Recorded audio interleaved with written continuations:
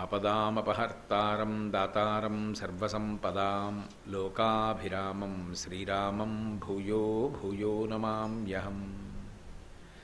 సింధూరారుణవిగ్రహాం త్రినయనాం మాణిక్యమౌళిస్ఫురత్తారానాయకశైఖరాం స్మితముఖీం ఆపీనవక్షోరుహాం పాణిభ్యాం అళిపూర్ణరత్నచషకం రక్తోత్పలం బిభ్రతీం సౌమ్యాం రత్నఘటస్థరక్తచరణాం ధ్యాయేత్ పరామంబికాం. హరి ఓం. పరమేశ్వర స్వరూపైన సభకి నమస్కారం. నేనంటాను, మీరు అనండి. హారనూపుర కిరీట కుండల విభూషితావయవశోభినీం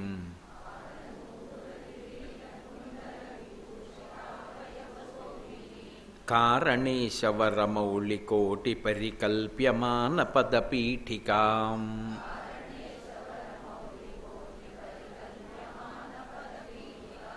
కాలకాల ఫణిపాశబాణధనురంకుశామరుణమేఖలాం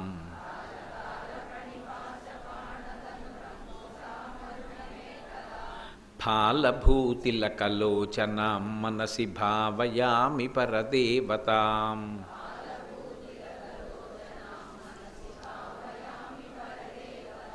గంధసార ఘనసార చారునవనాగవల్లిరసవాసినీం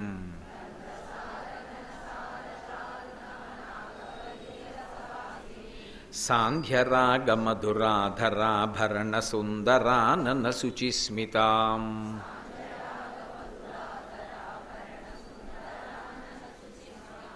మంధరాయత విలోచనామలబాలచంద్రకృతశేఖరీం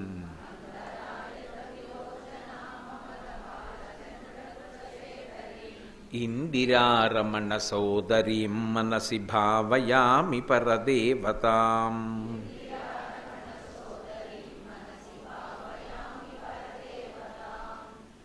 నిన్నటి వరకు చేసిన ప్రవచనంలో రెండవ శ్లోకంలో ఉన్నటువంటి మొదటి రెండు పాదముల గురించి వివరించడం జరిగింది. గంధసార ఘనసార చారు నవనాగవల్లిరసవాసినీం సాంధ్యరాగమధురాధరాభరణ సుందరానన శుచిస్మితాం వరకు నిన్నటి రోజున ప్రవచనం చేయడం జరిగింది. మంధరాయత విలోచనామల బాలచంద్రకృతశేఖరీం ఇందిరారమణ సోదరీం మనసి భావయామి పరదేవతాం అంటారు శంకర భగవత్పాదులు.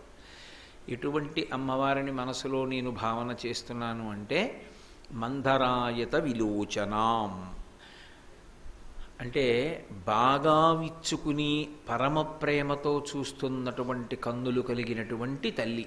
ఎందుచేత అంటే కన్నులు బాగా విచ్చుకుని ఉండుట అంటే అది రెండు కారణముల చేత జరుగుతుంది.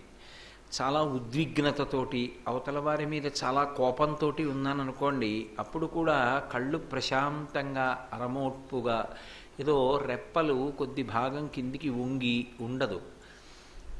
బాగా కళ్ళు ఇలా తెరుచుకుని ఉన్నాయంటే కోపంగా ఉన్నా కూడా కనురెప్పలు బాగా విచ్చుకుంటాయి. అలా కాకుండా ఏదైనా ఇది నా వస్తువు, దీన్ని నేను కాపాడుకోవాలి, చాలా జాగ్రత్తగా చూసుకోవాలి వీటిని అన్న ప్రేమ ఆవిష్కృతం అయిందనుకోండి, అప్పుడు కూడా ఏదో సాదాసీదాగా చూడటం కాకుండా కనురెప్పల్ని బాగా విప్పి ఇలా చూసుకుంటారు. కానీ ఆ చూపులో కోపం ఆవిష్కృతం అవుతుంది. రెండవ రకమైనటువంటి చూపులో ఆ వెతుకులాటలో ఆ కళ్ళతో చూడడంలో ప్రేమ ఆవిష్కరింపబడి ఉంటుంది. ఆవిడ అలా కనురెప్పల్ని బాగా తెరిచి అపారమైనటువంటి కారుణ్యంతో చూస్తున్నటువంటి తల్లి యొక్క వెతుకులాట మన కొరకే. అరే వీడు అక్కర్లేని వాళ్ళ కాళ్ళన్నీ పట్టుకుంటాడు, అక్కర్లేని వాళ్ళందరినీ గౌరవిస్తాడు, అసలు ఎవరి దగ్గర తల వంచాలో, ఎవరి దగ్గర నాకు ఈ కోరికుందమ్మా తీర్చు అని అడగాలో అటువంటి నా దగ్గరికి వచ్చి చెయ్యి చాపడు. చెయ్యి చాపకపోయినా నేను అనుగ్రహించవచ్చు, కానీ మనుష్య జన్మని బుద్ధిని ఇచ్చాను. ఇచ్చినప్పుడు దేనిని ఆశ్రయించాలో దానిని ఆశ్రయించాలి కదా అని భ్రమౌ భుగ్ని కించిత్ భువన భయభంగ వ్యసనిని అంటారు శంకర భగవత్పాదుల సౌందర్యలహరిలో. కనుబొమ్మలు ముడివేసి ఇలా చూస్తూ ఉంటుంది. ఎందుకురా వీడు అయిన వాళ్ళ దగ్గర కాని వాళ్ళ దగ్గర తిరుగుతాడు, వచ్చి అమ్మా అని ఒక్క మాట అంటే నేను తీర్చనా వీడి కోరిక అని అమ్మవారు చూస్తూ ఉంటుందిట. అందుకే విశాలమైనటువంటి కన్నులతోటి ఆ రెప్పలెత్తి చూసేటటువంటి అమ్మవారి యొక్క తత్వాన్ని విశాలాక్షి అని పిలుస్తారు. ఇందులో విశేషం ఏమిటంటే అమ్మవారు ఒక్కొక్క రకంగా చూసినటువంటి కారణం చేత ఆ చూపు ఎక్కడెక్కడ ప్రసరించిందో అక్కడక్కడ కొన్ని కొన్ని క్షేత్రాలు వచ్చాయి. ఇది భరతఖండంలో ఒక విచిత్రమైనటువంటి విశేషం. మిగిలిన చోట్ల ఎక్కడ అలా కనపడదు. అమ్మవారు ఎప్పుడూ కూడా ఆకర్ణాంత విశాల నేత్రములు కదూ, ఇక్కడ వరకు ఉంటాయి ఆ కళ్ళు. ఉండడంలో ఆ కళ్ళు ఇలా తిప్పి చూసుకుంటూ ఉంటుంది, బాగా కళ్ళు విప్పి. ఇలా కళ్ళు తిప్పి చూసేటప్పుడు అంత బాగా విప్పకపోవచ్చు, విప్పనట్లుగా ఉంచి ఇలా తిప్పి చూసుకుంటూ ఉంటుంది. కానీ పరమ ప్రేమతో వెతుకులాటగా చూసినప్పుడు ఆ కళ్ళు బాగా తెరిచి ప్రేమతో చూస్తుంటుంది. ఈ రెండిటికి ఉండే తేడాని శంకర భగవత్పాదులు సౌందర్యలహరిలో అద్భుతంగా ఆవిష్కరిస్తారు. దృశాద్రాఘీయస్య దరదళిత నీలోత్పలరుచ దవీయాంసం దీనం స్నపయ కృపయా మమపి శివే అనేనాయం ధన్యో భవతి నచతే హానిరియత వనేవా హర్మ్యేవా సమకర నిపాతో హిమకర అంటారు. శివే అని పిలుస్తారు. శివే అంటే మంగళప్రదురాల, ఎప్పుడూ మాకు సౌభాగ్యాన్ని శ్రేయస్సుని కటాక్షించాలి అని చూసేటటువంటి ఓ తల్లి అని ఎంతో పవిత్రమైనటువంటి పిలుపైతే శివే అని పిలుస్తారు. అందుకే సౌందర్యలహరిలో ఎన్నో నామాలు పెట్టి పిలవరు శంకరాచార్యుల వారు. దృశాద్రాఘీయస్య దరదళిత నీలోత్పలరుచ అంటారు. అసలు అమ్మవారు చూసేటటువంటి ఆ చూపుని వర్ణించడం ఉందే, అది ఒక్క శంకర భగవత్పాదులకే చెల్లింది. దరదళిత అంటారు. దళిత అంటే బాగా విచ్చుకోవడం, దరదళిత అంటే విచ్చుకోనట్టుగా ఉండడం.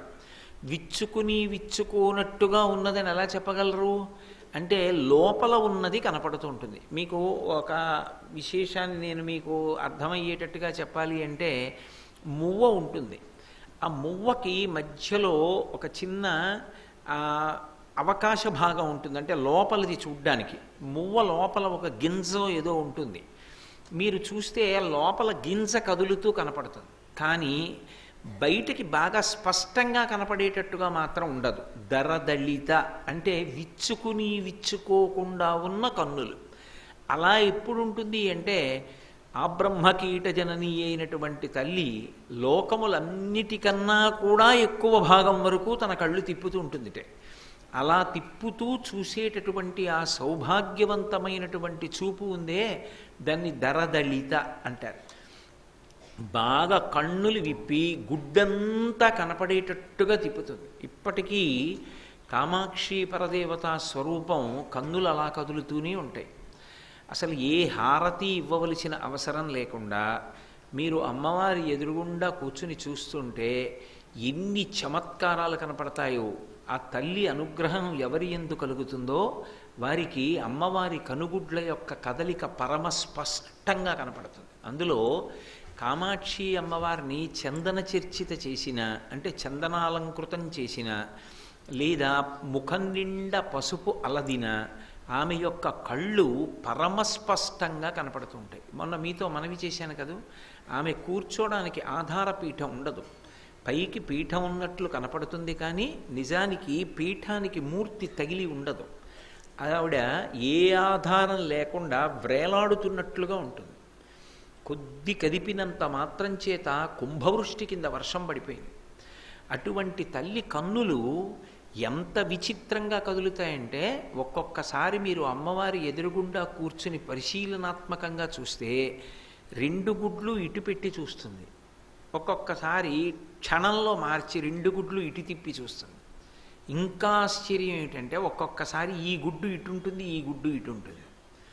ఒక్కొక్కసారి హారతితో పాటుగా కనుగుడ్లు కదుపుతుంది.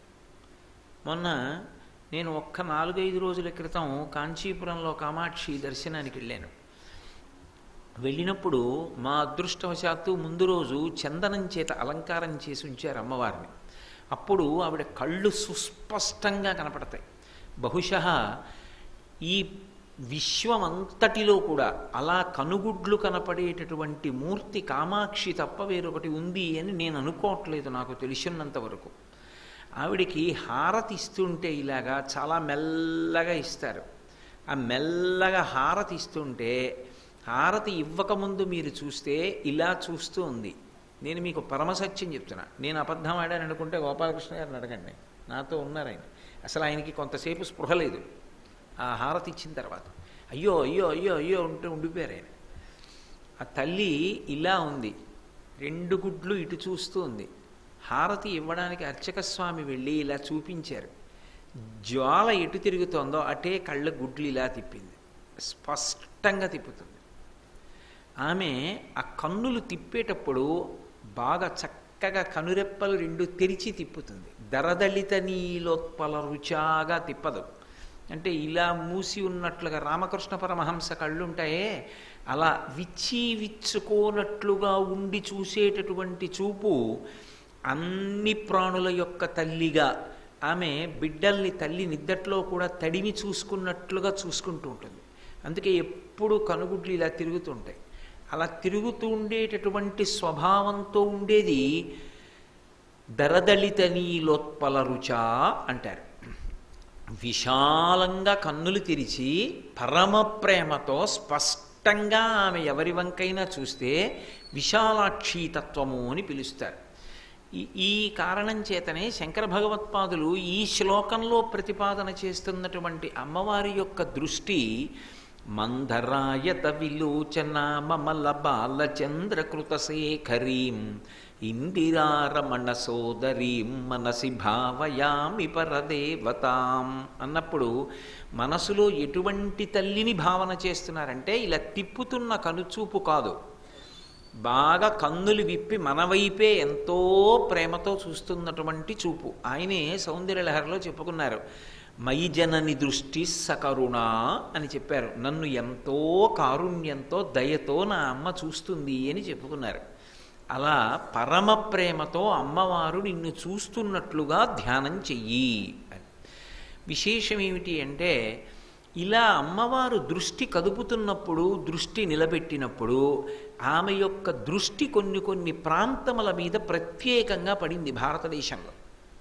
ఎక్కడెక్కడ ఆవిడ దృష్టి పడిందో అవి ఆమె యొక్క దృష్టిపాతము చేత క్షేత్రములయ్యాయి. సాధారణంగా మోక్షపురులు అని చెప్తాం.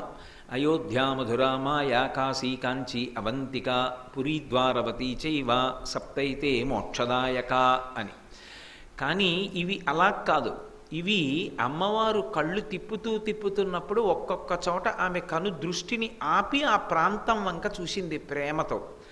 ఆమె అలా చూసినటువంటి కారణం చేత ఆమె ఎటువంటి చూపు చూసిందో అటువంటి చూపు యొక్క సౌభాగ్యము అక్కడ కేంద్రీకృతమై అవి క్షేత్రములయ్యాయి. అందులో మొట్టమొదట వచ్చిన క్షేత్రం ఏది అంటే అమ్మవారు బాగా కళ్ళు తెరిచి చూసినటువంటి ప్రాంతం ఏదో అదే మొదటి క్షేత్రమైంది దేశంలో. అదే శంకర భగవత్పాదులు దీన్ని ఈ రహస్యాలు సౌందర్యలహరిలో చెప్పారు. విశాల కళ్యాణి స్ఫుటరచిరయోధ్యా కువలయైః కృపాధారాధారా కిమపి మధురా భోగవతికా అవంతి దృష్టిస్తే బహునగర విస్తార విజయ ధ్రువం తత్తన్నామవ్యవహరణ యోగ్యా విజయతే అన్నారు.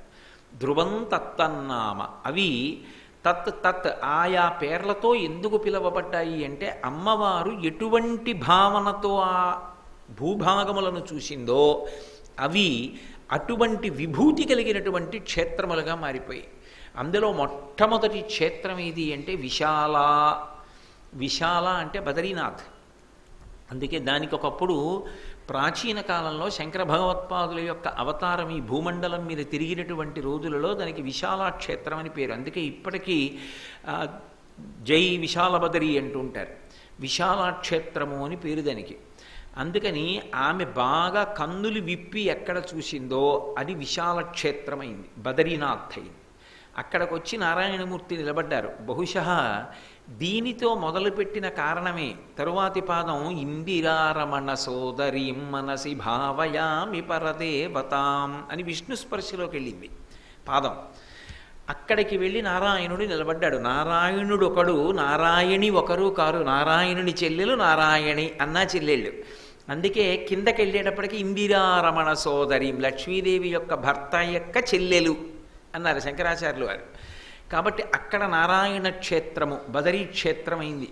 కాబట్టి విశాల, ఇంకొక చోట ఆమె కళ్యాణ దృక్కుతో చూసింది. చూస్తే కళ్యాణి క్షేత్రం. కళ్యాణి క్షేత్రం ఎక్కడ అంటే కర్ణాటక రాష్ట్రంలో బీదర్ జిల్లా అని ఒక జిల్లా ఉంది. అక్కడ పూర్వం శంకర భగవత్పాదుల యొక్క అవతారం ఈ భూమండలం మీద తిరిగినప్పుడు కుంతల దేశము అని ఒక దేశం ఉండేది. ఈ కుంతల అన్న మాట మీద కూడా శంకర భగవత్పాదులు అద్భుతమైనటువంటి వర్ణన చేశారు.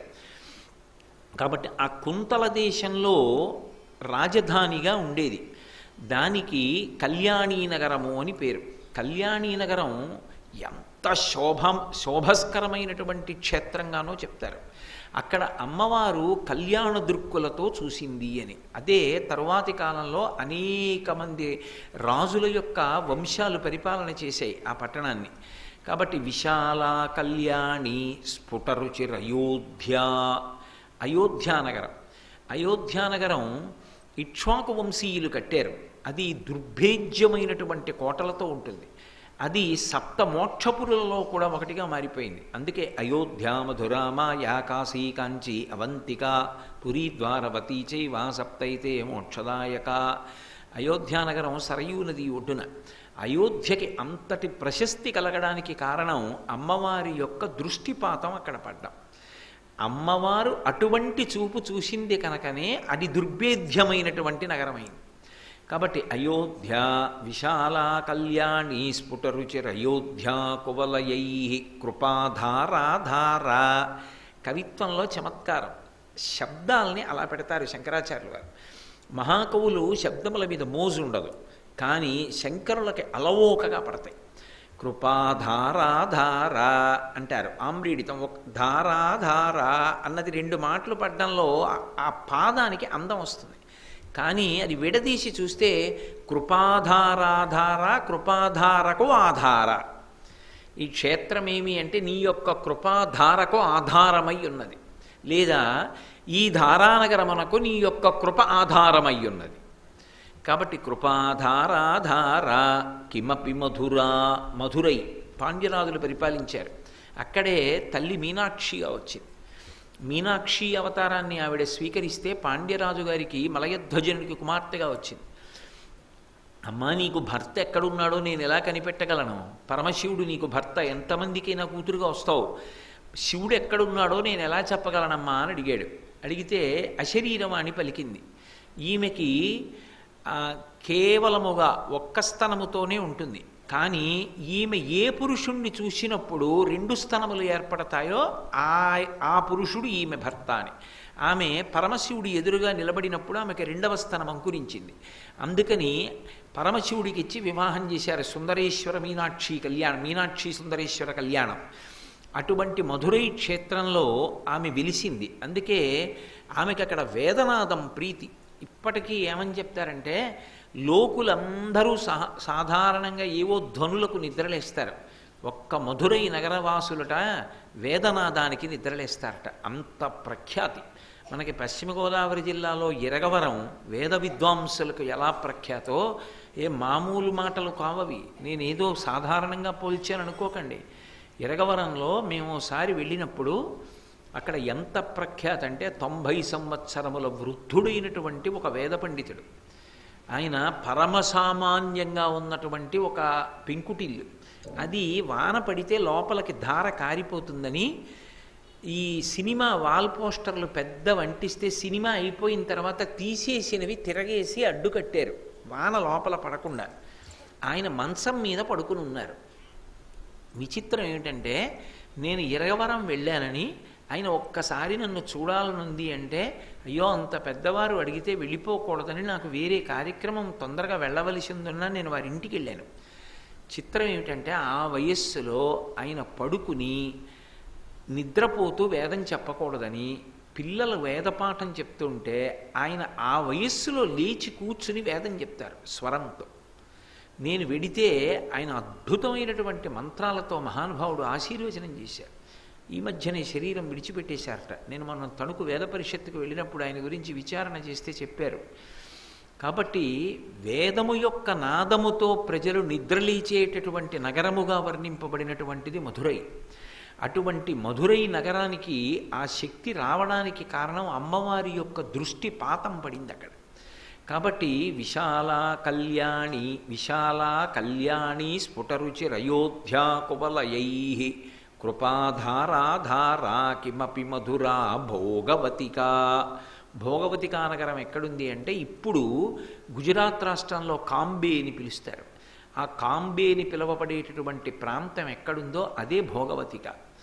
భోగవతిక విజయ చిట్ట చివరి క్షేత్రం. విజయ అంటే విజయనగరం కాదు, కర్ణాటకలో ఉన్న హంపి విజయనగరం కానీ ఆంధ్రదేశంలో ఉన్న విజయనగరం కానీ కావు. కురుక్షేత్రం.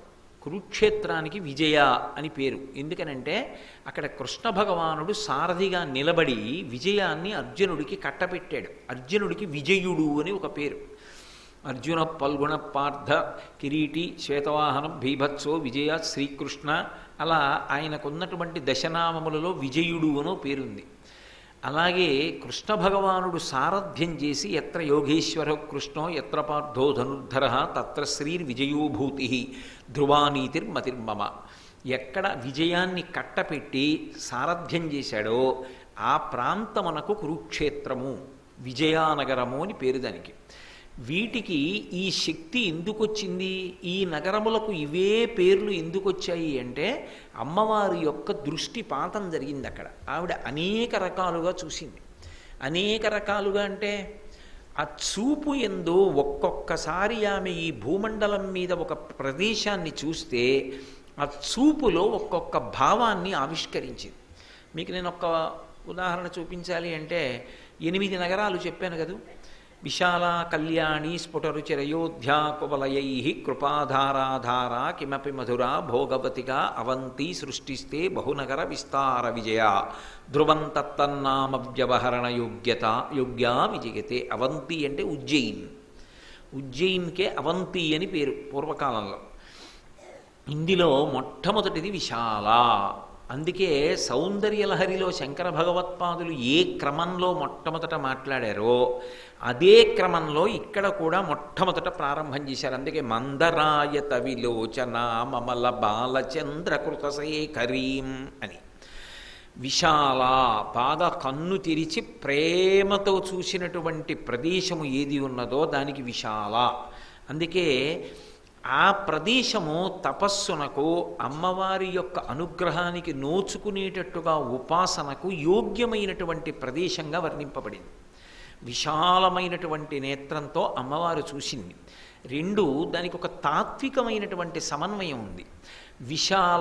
విశాలాక్షి అన్న మాట దేనికి అన్వయం అంటే దృష్టిపాతము చేత గురువు అనుగ్రహించేటటువంటి పద్ధతికి విశాలాక్షి తత్వము అని పేరు. గురువుల యొక్క తత్వము 3గా ఉంటుంది. అందులో ఒకటి స్పర్శ దీక్ష అంటారు. ముట్టుకుని దీక్షనిస్తారు. మంత్రాన్ని ఉపదేశం చేసినప్పుడు ఒక్కొక్కసారి తన చేత్తో గురువు ఆ శిష్యుని యొక్క బ్రహ్మస్థానాన్ని ముట్టుకుంటాడు, లేదా భ్రూమధ్యస్థానాన్ని స్పృశిస్తారు, కనుబొమల మధ్య నుండేటటువంటి ప్రదేశాన్ని స్పృశిస్తారు. అథవా ఒక్కొక్కసారి తన పాదాన్ని చాపి శిష్యుణ్ణి పట్టుకోమంటారు. చాలా అపురూపం అది. అలా అందరూ చెయ్యనూ లేరు. దానికి ఎంతో శక్తి ఉండాలి. ఏదో నాబోటిగాడు అలా చేస్తానంటే అసహ్యంగా ఉంటుంది. అది అలా చెయ్యడానికి పరమయోగ్యత కలిగినటువంటి మహాపురుషులు ఉంటారు. వారైతే 2 పాదములు శిష్యుని తల మీద ఉంచుతారు. ఒకప్పుడు కాంచీపురంలో ఒక మహానుభావుడు దక్షిణామూర్తి స్తోత్రానికి భాష్యం రాశారు. రాసి చంద్రశేఖరేంద్ర సరస్వతి మహాస్వామి వారి దగ్గరికి వెళ్ళారు. వెళ్ళి దక్షిణామూర్తి స్తోత్రానికి వ్యాఖ్యానం చేశాను అని అక్కడ పెట్టారు. ఆయన సత్యదండంతో ఇలా తిప్పారు. ఆయన ఇలా చూస్తే పట్టుకోగలరు. పరమప్రీతి పొందాను, ఏం కావాలన్నారు. మీ 2 పాదములు నా తల మీద ఉంచండి అన్నాడు. ఆయన పెద్ద నవ్వు నవ్వాడు. అబ్బో, వరం ఇచ్చానని పెద్ద కోరిక కోరావే. శుక్రవారం వరకు కాంచీపురంలో ఉండి కామాక్షి పరదేవత దేవాలయంలో కూర్చుని మూకపంచశతి పారాయణ చేసి తలస్నానం చేసి అమ్మవారి దర్శనం చేసుకుని రా అన్నాడు. చేసుకుని వచ్చాడు. ఆయన 2 పాదములు ఎత్తి ఆయన తల మీద పెట్టారు. ఏమైందో నేను చెప్పక్కర్లేదు. వెంటనే కుండలిని కదిలి సహస్రారాన్ని చేరి అమృత వృష్టి పడిపోయింది. మహాయోగి యొక్క పాదములకు అంత శక్తి ఉంటుంది. అది అందరి గురువులకు సాధ్యమయ్యే విషయం కాదు. ఎవరో మహానుభావులు, జీవన్ముక్తులు, విదేహ మోక్షాన్ని పొందిన మహాజ్ఞానులు, శంకర భగవత్పాదులు, చంద్రశేఖరేంద్ర సరస్వతి మహాస్వామి, చంద్రశేఖర భారతీ మహాస్వామి, రామకృష్ణ పరమహంస, భగవాన్ రమణులు, అటువంటి వారికి చెల్లుతుంది. దాన్ని స్పర్శ దీక్ష అంటారు. దానికి కామాక్షి పరదేవత సంకేతంగా ఉంటుంది. అందుకే శృతీనాం మూర్ధానో దదతి తవయౌ శేఖరతయా మమాప్యేతో మాథ శిరసి దయయా దీహి చరణౌ అంటారు శంకరులు. కామాక్షి అమ్మవారు సంతోషిస్తే కాలు తల మీద పెడుతుంది. స్పర్శ దీక్ష, లేదా గురువుగారు పాదం ఇచ్చి పట్టుకోమంటారు. గురువుగారు అనుగ్రహించి పట్టుకోమనాలి. ఆయన ఏ పడుకున్నప్పుడో నడిచిరుతున్నప్పుడో పాదం పట్టేసుకుని గురువుగారు పాదం పట్టేసుకున్నారంటే కాదు, ఆయన అనుగ్రహించి ఇస్తే. పాదం పట్టుకున్న తర్వాత ఆయన మంత్రదీక్షనిస్తే దాన్ని స్పర్శ దీక్ష అంటారు. దానికి కామాక్షి పరదేవత సంకేతం. రెండవది స్మరణ దీక్ష, అదే మత్స్య దీక్ష అంటారు. దానికి మీనాక్షి సంకేతం. గురువుగారు ఎక్కడో ఉంటారు, శిష్యుడు ఎక్కడో ఉంటాడు. గురువుగారికి ఎందుకో ప్రేమ పొంగుతుంది మనసులో. నా శిష్యుడు రక్షింపబడాలి, వాడు కాపాడబడాలని గురువుగారు త్రికరణ శుద్ధిగా ఒక్కసారి స్మరణ చేస్తారు. గురువుగారు ఎక్కడ ఉన్నా శిష్యుణ్ణి ప్రేమతో స్మరిస్తే అంగరక్ష పెట్టేసినట్టే. సమర్థరామదాస్ గారు శివాజీ మహారాజును అనుగ్రహిస్తుండేవారు అలాగే. కాబట్టి మీనాక్షి తత్వం అంటారు. స్మరణ చేత ఉద్ధరిస్తారు. మూడవ దాన్ని విశాలాక్షి తత్వము అంటారు. విశాలాక్షి తత్వంలో ఒక్కసారి కళ్ళు తెరిచి శిష్యుని వంక బాగా కళ్ళు తెరిచి చూస్తారు. అంతే. ఆ చూపుల నుండి తప్పుకోడిక శిష్యుడు వశపడిపోయిన వాళ్ళే అలా చూస్తూ ఉండిపోతాడు. అలా కొంతసేపు 10 నిమిషాలు, 1 నిమిషమో, అర నిమిషమో, పావు నిమిషమో చూస్తారు అంతే.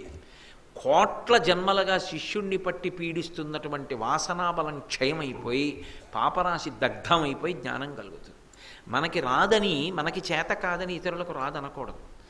భగవాన్ రమణులు పాల్ బ్రాంటన్ అనుగ్రహించారు ఒకప్పుడు ఏకంగా పీఠాధిపతిని అనుగ్రహించారు.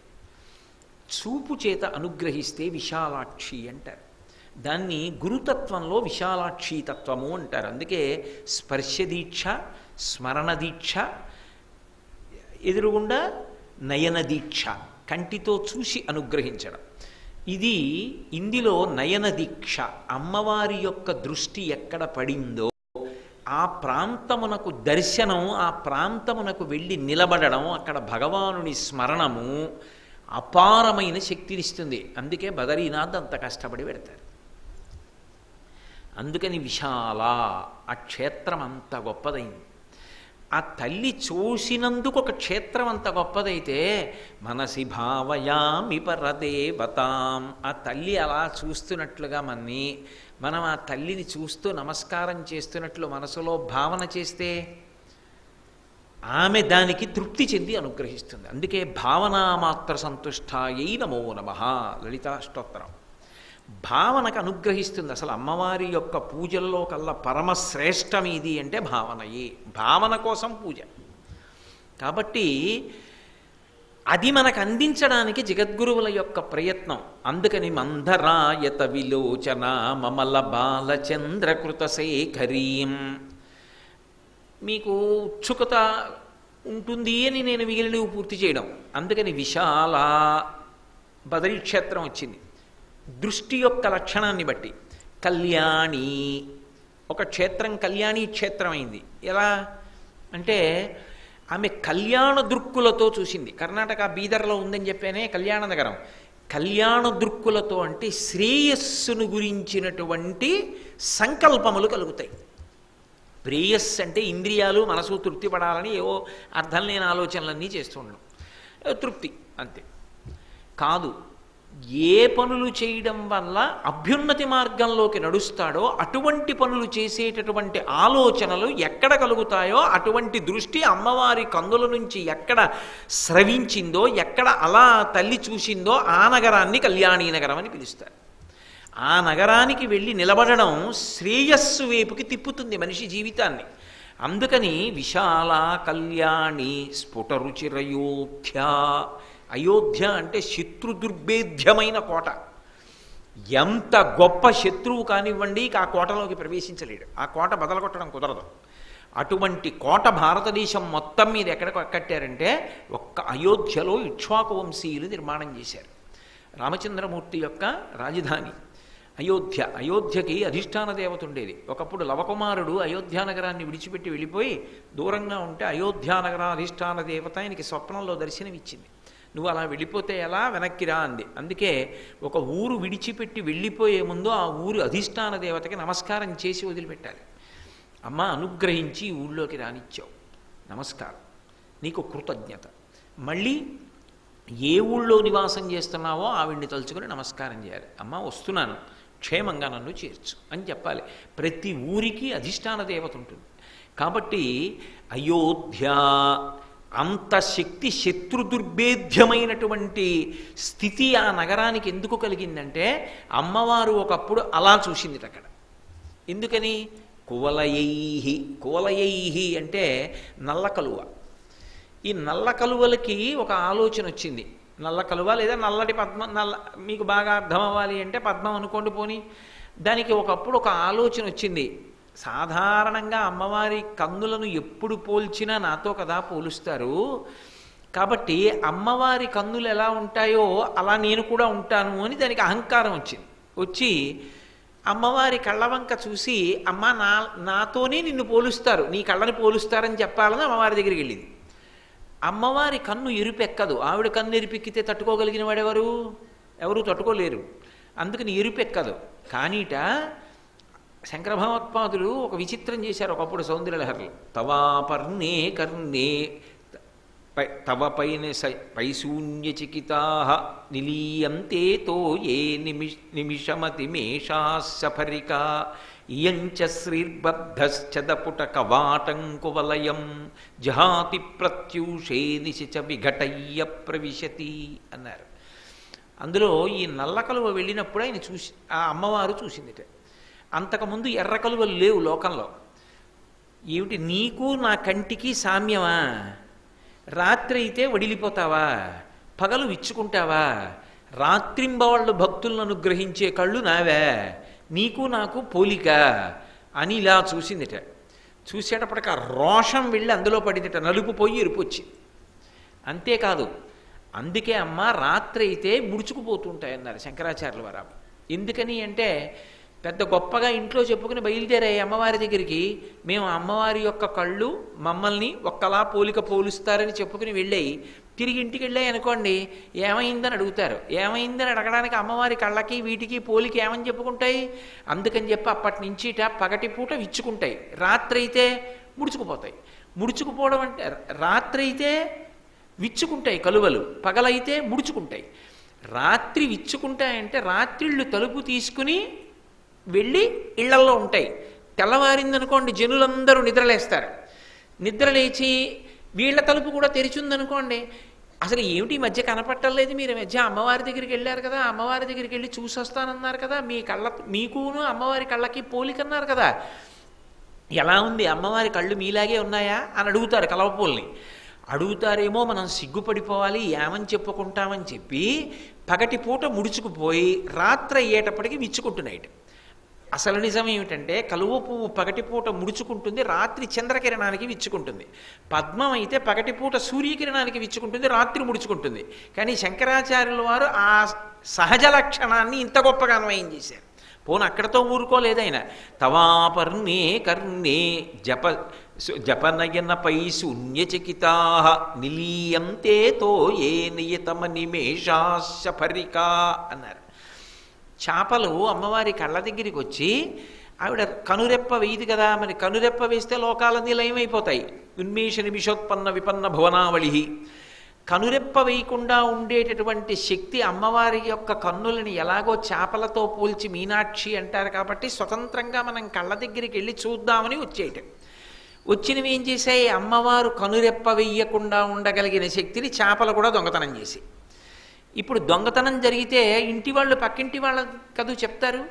కంటి దగ్గర దొంగతనం జరిగింది కాబట్టి కన్ను ఇక్కడ వరకు ఉంటుంది, ఆకర్ణాంత విశాల నేత్రం. ఈ కన్ను చెవికి చెప్పింది. ఈ చెవి మహాకవులు వచ్చి పక్కన కూర్చొని కవిత్వం చెప్తుంటే వింటూ ఉంటుంది. ఈ చెవులు కవులకి చెప్పేయి. మీకు సంగతి తెలుసా, మీరు కవిత్వం చెప్పడం కాదు, రాత్రి చేపలు వచ్చి అమ్మవారి కళ్ళ దగ్గర కనురెప్ప వేయకుండా ఉండగలిగిన శక్తిని దొంగిలించాయని చెప్పి. ఇప్పుడు కవులు గ్రంథాల్లో రాసేశారు కావ్యాలు, అది అందరూ చదివేసుకుంటారు. నా బోటిగాడు ఉపన్యాసాలు చెప్తాడు. చీచి చీచి మనం చేసిన దొంగతనం దొరికిపోయిందిరా, బయట ఎక్కడన్నా ఉంటే మాకు తెలుసులే, నువ్వు ఎందుకు కనిరెప్పేయకుండా ఉండగలవో, అమ్మవారి కళ్ళ దగ్గర దొంగతనం చేశామని చెప్పి లోకులు చెప్పుకుంటారని సిగ్గుపడి చేపలు భూమి మీద తిరగడం మానేసి నీటిలో ఈత్తున్నాయమ్మా అన్నారు శంకర్. కాబట్టి కువలయైహి, ఆవిడ నల్ల కలువల మీద ఎక్కడ గెలుపు సాధించిందో, ఎక్కడ నల్ల కలువల్ని అలా చూసిందో అది అయోధ్యానగరం అయింది. అందుకే అక్కడ గెలుపు కోట ఉన్నవాడితే తప్ప పైవాడిది కాదు, శత్రువు గెలవడం. అందుకే ఇక్ష్వాకు వంశీయులు అక్కడ కోట కట్టారు అని. కాబట్టి అయోధ్య అటువంటి చూపు చూసింది. అయోధ్యా కువలయైహి కృపాధారాధార, ఆమె యొక్క కృపకు ఆధారమై ఉంటుంది ధారానగరం. ధారానగరం అంటే భోజరాజు గారి రాజధాని. అందుకే కాళిదాసు గారు అక్కడికి వెళ్ళాడు. భోజరాజు కాళిదాసు ఇద్దరు బ్రహ్మ సరస్వతి. అమ్మవారి యొక్క కృపకి అంతటికీ ఆధారభూతమైనటువంటి, అమ్మవారి కృపనంతటినీ పొందినటువంటి నగరం. అంత గొప్ప పేరు ధారానగరానికి ఎందుకు వచ్చింది అంటే అమ్మవారి యొక్క కృప ఆ నగరమునకు ఆధారమైంది. కృపాధార అక్కడ పడింది, దానికి ఆధారము ఆ తల్లి కంటి నుంచి వచ్చిన చూపు. అది భోజరాజు గారి రాజధాని, అందుకని అది ధారానగరము అన్న పేరు పొందింది. కృపాధారాధారా కిమపి మధురా, మధుర అంటే మాధుర్యమైనటువంటి చూపు. ఎవరు చూస్తారు పరమ మధురంగా? అమ్మ చూస్తుంది. అమ్మ చూపులలో ఎప్పుడూ వ్యగ్రత ఉండదు, సరికదా. అమ్మ మనసు ఎంత బేలగా ఉంటుందంటే, తన బిడ్డడు తనకే నచ్చేశాడు అనుకోండి, ఏదో విజయదశమి పట్టు లంగా కట్టి పట్టు రవిక వేసి పిల్లకి పాపట పిందె పెట్టి సూర్యుడు చంద్రుడు పెట్టి కొప్పులో జాజిపూలు ఎట్టి చక్క బొట్టెట్టి ఆ చిన్ని చెయ్యెట్టుకుని సభలోకి తీసుకొచ్చి ఇంటికి తీసుకెళ్ళి ఎంత బాగుందో ఎంత బాగుందో అని నా దృష్టి తగులుతుందేమో అని దృష్టి తీసేస్తుంది. అమ్మది పరమ మాధుర్యమైనటువంటి చూపు. అంత మధురాతి మధురంగా అంత ప్రేమగా ఆ నగరం వంక ఆవిడ చూసింది కాబట్టి ఆ నగరానికి మధురై అని పేరు వచ్చింది. అదే దక్షిణ దేశంలో ఉన్నటువంటి నగరం. కిమపి మధురా భోగవతిక, గుజరాత్ కాంబే. భోగవతిక అంటే రెండు అర్థాలు. శివుడు భోగించినటువంటి ప్రదేశం. అమ్మవారి చూపుని శివుడు భోగించాడు అంటే అక్కడ ఆ తల్లి తన భర్తని పరమ ప్రేమతో చూసింది. మనకెందుకు భోగవతిగా అంటే అమ్మ చూపుని మనం చూసాం, మనం బిడ్డలుగా చూసాం. అక్కడ శివుడు భర్తగా చూసి సంతోషించాడు ఆవిడ చూపు వంక. మా అమ్మ చూపు అని జనులందరూ సంతోషపడిపోయేటటువంటి చూపు ఎక్కడ అంటే కాంబే. అందుకే అది భోగవతిక. అవంతి, అవంతి అంటే ముత్తుస్వామి దీక్షితారు వారు సంగీతంలో ఎక్కడ కీర్తన చేసినా మామవ అంటుంటారు. మామవ అంటే రక్షించు అని. అవంతి అంటే ఉజ్జయిన్. అందుకే ఇప్పటికీ కాలకాలు. శంకర భగవత్పాదులు ముందు శ్లోకంలో అన్నారు కదా, కాల కాల పండిపాశ బాణ ధనురంకుశామరుణమే కలాం పాలభూతిల కలోచనాం మనసి భావయామి పరదేవతాం అని కదా. అందుకని కాలకాలుడు ఉంటాడు అక్కడ. కాలకాలుడు ఉంటే ఆయన యమధర్మరాజు గారి యొక్క వక్షస్థలం మీద తన్ని యముణ్ణి చంపేసినవాడు. అందుకని ఆయన యొక్క తిరుగులేని శక్తి అక్కడ. అందుకే ఇప్పటికీ ఆయనకు అక్కడ ప్రత్యేకమైన పూజ ఏమిటి అంటే ఆ రోజు రాత్రి శ్మశానంలో తాజాగా కాలినటువంటి భస్మ, శవభస్మ ఏదుందో దాన్ని కాపాలికలు నల్లటి బట్టలో మూట కట్టి పట్టుకొస్తారు. ఆడవాళ్ళు చూడకూడదు. ఒకవేళ సభలో ఉంటే అభిషేకం జరుగుతున్నప్పుడు తలమించి బట్ట వేసేసుకుని కళ్ళు మూసుకు కూర్చోవాలి. ఒక్క పురుషులే చూస్తారు శవభస్మాభిషేకం. అది మూట కట్టి శివలింగం మీద పెట్టి కొడతారు. ఇలా కొడితే అది పల్చటి బట్టలో ఉంటుంది. ఆ శవభస్మ శివలింగం మీద పడుతుంది. అంటే ఈ సృష్టిని లయం చేసి మళ్ళీ పునఃసృష్టి చేస్తాడు. కానీ చిత్రం ఏమిటంటే నాతో కొంతమంది తమ వ్యక్తిగతమైనటువంటి అభిప్రాయం చెప్పారు. శవభస్మాభిషేకం చేసి చూస్తే తరువుకొస్తున్న మృత్యువు కూడా పోతుంది. అంత గొప్ప అభిషేకం. అందుకే ఉజ్జయిన్ పరమ ప్రఖ్యాతమైన క్షేత్రం. అక్కడ విద్యలకి ఆలవాలం. సాందీపని మహర్షి దగ్గర కృష్ణ భగవానుడు కూడా విద్యాభ్యాసం చేసినటువంటి క్షేత్రం అదే. రక్షణకి మారుపేరేది అంటే ఉజ్జయిన్. అందుకే ఇప్పటికీ పెద్దలు జీవితంలో ఒక్కసారైనా ప్రయత్నపూర్వకంగా ఉజ్జయిని వెళ్ళి మహాకాలుడి క్షేత్రంలో నిద్ర చేస్తారు. మనందరం ఒకప్పుడు తీర్థయాత్ర చేసి మనందరం అక్కడ నిద్ర చేసి శవభస్మాభిషేకం చూసి మనమందరం కూడా అక్కడ ఉన్నటువంటి ఆ గుహలు, సాందీపని మహర్షి ఆశ్రమం ఇవన్నీ దర్శనం చేసి వచ్చాం. కాబట్టి అటువంటి ఉజ్జయిన్ అది మామవ, రక్షణకి మారుపేరైనటువంటి క్షేత్రం. అందుకే అవంతి దాని పేరు. అవంతి ఇప్పుడు ఉజ్జయిని అని పిలువబడుతోంది. కాబట్టి అవంతి సృష్టిస్తే బహునగర విస్తార విజయ. ఆవిడ ఒక చోట చూసింది బాగా. ఎక్కడ ఆవిడ యొక్క చూపు విజయాన్నిచ్చేటటువంటి అనుగ్రహాన్ని కటాక్షించేలా చూసిందో ఆ క్షేత్రము కురుక్షేత్రమైంది. అందుకే అది ధర్మక్షేత్రే కురుక్షేత్రే అని ఆ క్షేత్రమునందు జరిగినటువంటి యుద్ధంలోనే అధర్మమంతా నశించి ధర్మం నిలబడింది.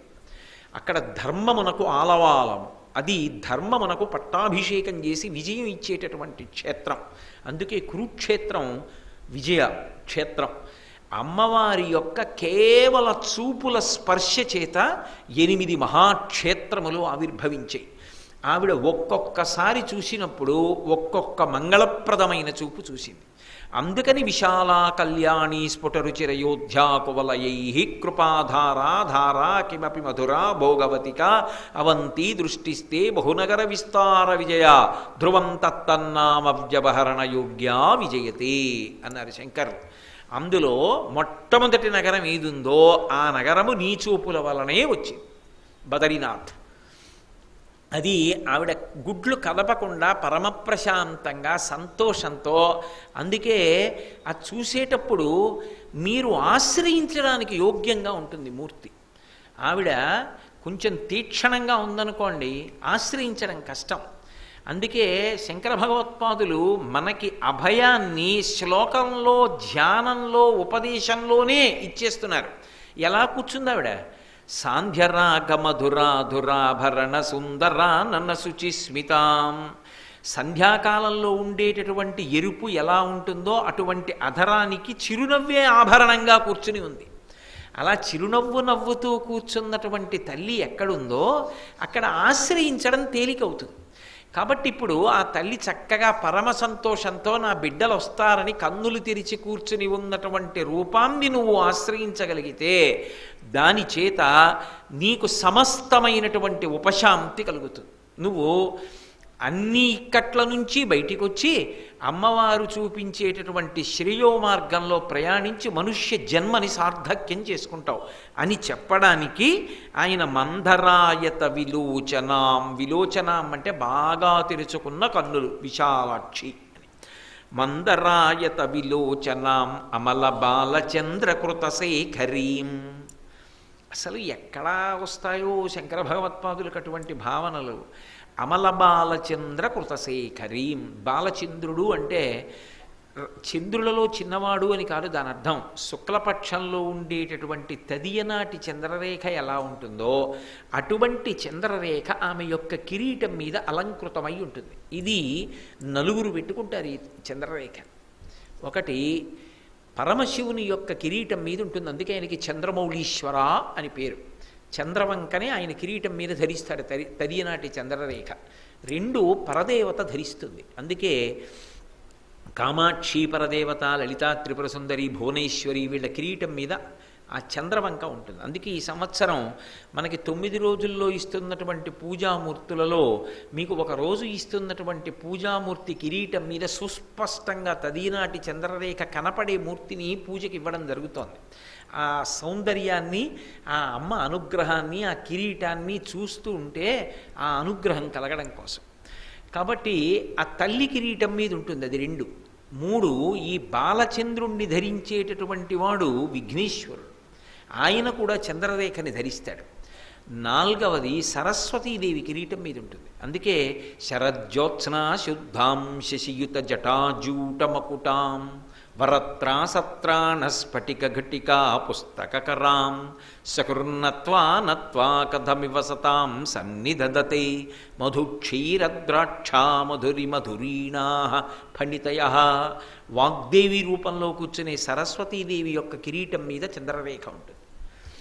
ఈ బాలచంద్రరేఖకి ఒక వైభవం ఉంది. ఇందులో శంకర భగవత్పాదులు ఎందుకు ప్రతిపాదిస్తున్నారంటే, తత్వాన్ని అలా ఉంచండి, ఇందులో రెండు విషయాల్ని మీరు బాగా పట్టుకోవలసి ఉంటుంది. మనసి భావయామి పరదేవతాం కదూ, మీ ఎదురుగుండా లేదా మూర్తి, మీరు మనసులో భావన చేస్తున్నారు. ఆ భావన చేస్తున్నప్పుడు ఆవిడ కిరీటం మీద ఉన్నటువంటి తదియనాటి చంద్రరేఖని చూడు. ఎందుకని అంటే, సాధారణంగా ఎప్పుడైనా ఒక దేవతామూర్తి దర్శనం చేసినప్పుడు ఆ లోపల ఉన్నటువంటి మూర్తిని పరమవైదికంగా ఆమె యొక్క తేజస్సుని నిలబడేటట్టుగా ఉంచారు అనడానికి గుర్తేమిటంటే, కేవలము నూనె దీపములు కానీ ఆవునీతి దీపములలో కానీ చూడాలి తప్ప విద్యుత్ దీపములు దేవాలయం యొక్క అంతరాలయంలో ఉన్న మూర్తి మీద పడకూడదు. అలా కానీ పడినా అదే పనిగా ఫోటోలు తీయడాలు వీడియోలు తీయడాలు చేస్తే ఆ మూర్తి యొక్క తేజస్సు క్షయమైపోతుంది. మళ్ళీ మళ్ళీ కుంభాభిషేకాలు చెయ్యాలి దేవాలయాలకి. అందుకే మీరు చూడండి, పెద్ద పెద్ద దేవాలయాలు ఏ దేవాలయంలో కూడా లోపల ఉన్నటువంటి మూర్తి మీద విద్యుత్ దీపం యొక్క ప్రసారం ఉండదు. గుత్తి దీపాలని పైనుంచి వేలాడుతుంటాయి, అందులో పెద్ద ఒత్తి వేస్తారు. అది ఒక పెద్ద కళ, అలా దీపాన్ని వెలిగించడం. మీరు ఇప్పటికీ కామాక్షి అమ్మవారి దేవాలయంలో చూస్తే పక్కన పెద్ద కుంది ఉంటుంది, అందులో ఇంతలా ఒత్తి ఉంటుంది. ఆ ఒత్తి వెలుగుతుంటుంది. ఆ ఒత్తి వెలుగులో పరదేవతని చూడాలి, చిన్న దీపపు కాంతిలో చూడాలి. నిజానికి ఆ దీపం గురువుగారు. గురువుగారి మాటల వైభవంలో అమ్మవారి దర్శనం అవుతుంది. ఆ గురువు లేనినాడు అమ్మ అందదు, భగవంతుడు అందడు. దీపం గురువు ఆలయ వ్యాఖ్యానంలో, ఆలయ తత్వాన్ని వివరణం చేసినప్పుడు తప్ప విద్యుత్ దీపం పడకూడదు. ఈ విషయంలో మీరు చిన్నబుచ్చుకోను అంటే నేను ఒక్క మాట చెప్తాను. నేనే పక్షపాతంతో ఈ మాట అంటలేదు. మనకన్నా కూడా దేవాలయాల్ని వైదికంగా చాలా బాగా నిలబెట్టడంలో ద్రవిడ దేశం ముందుంటుంది.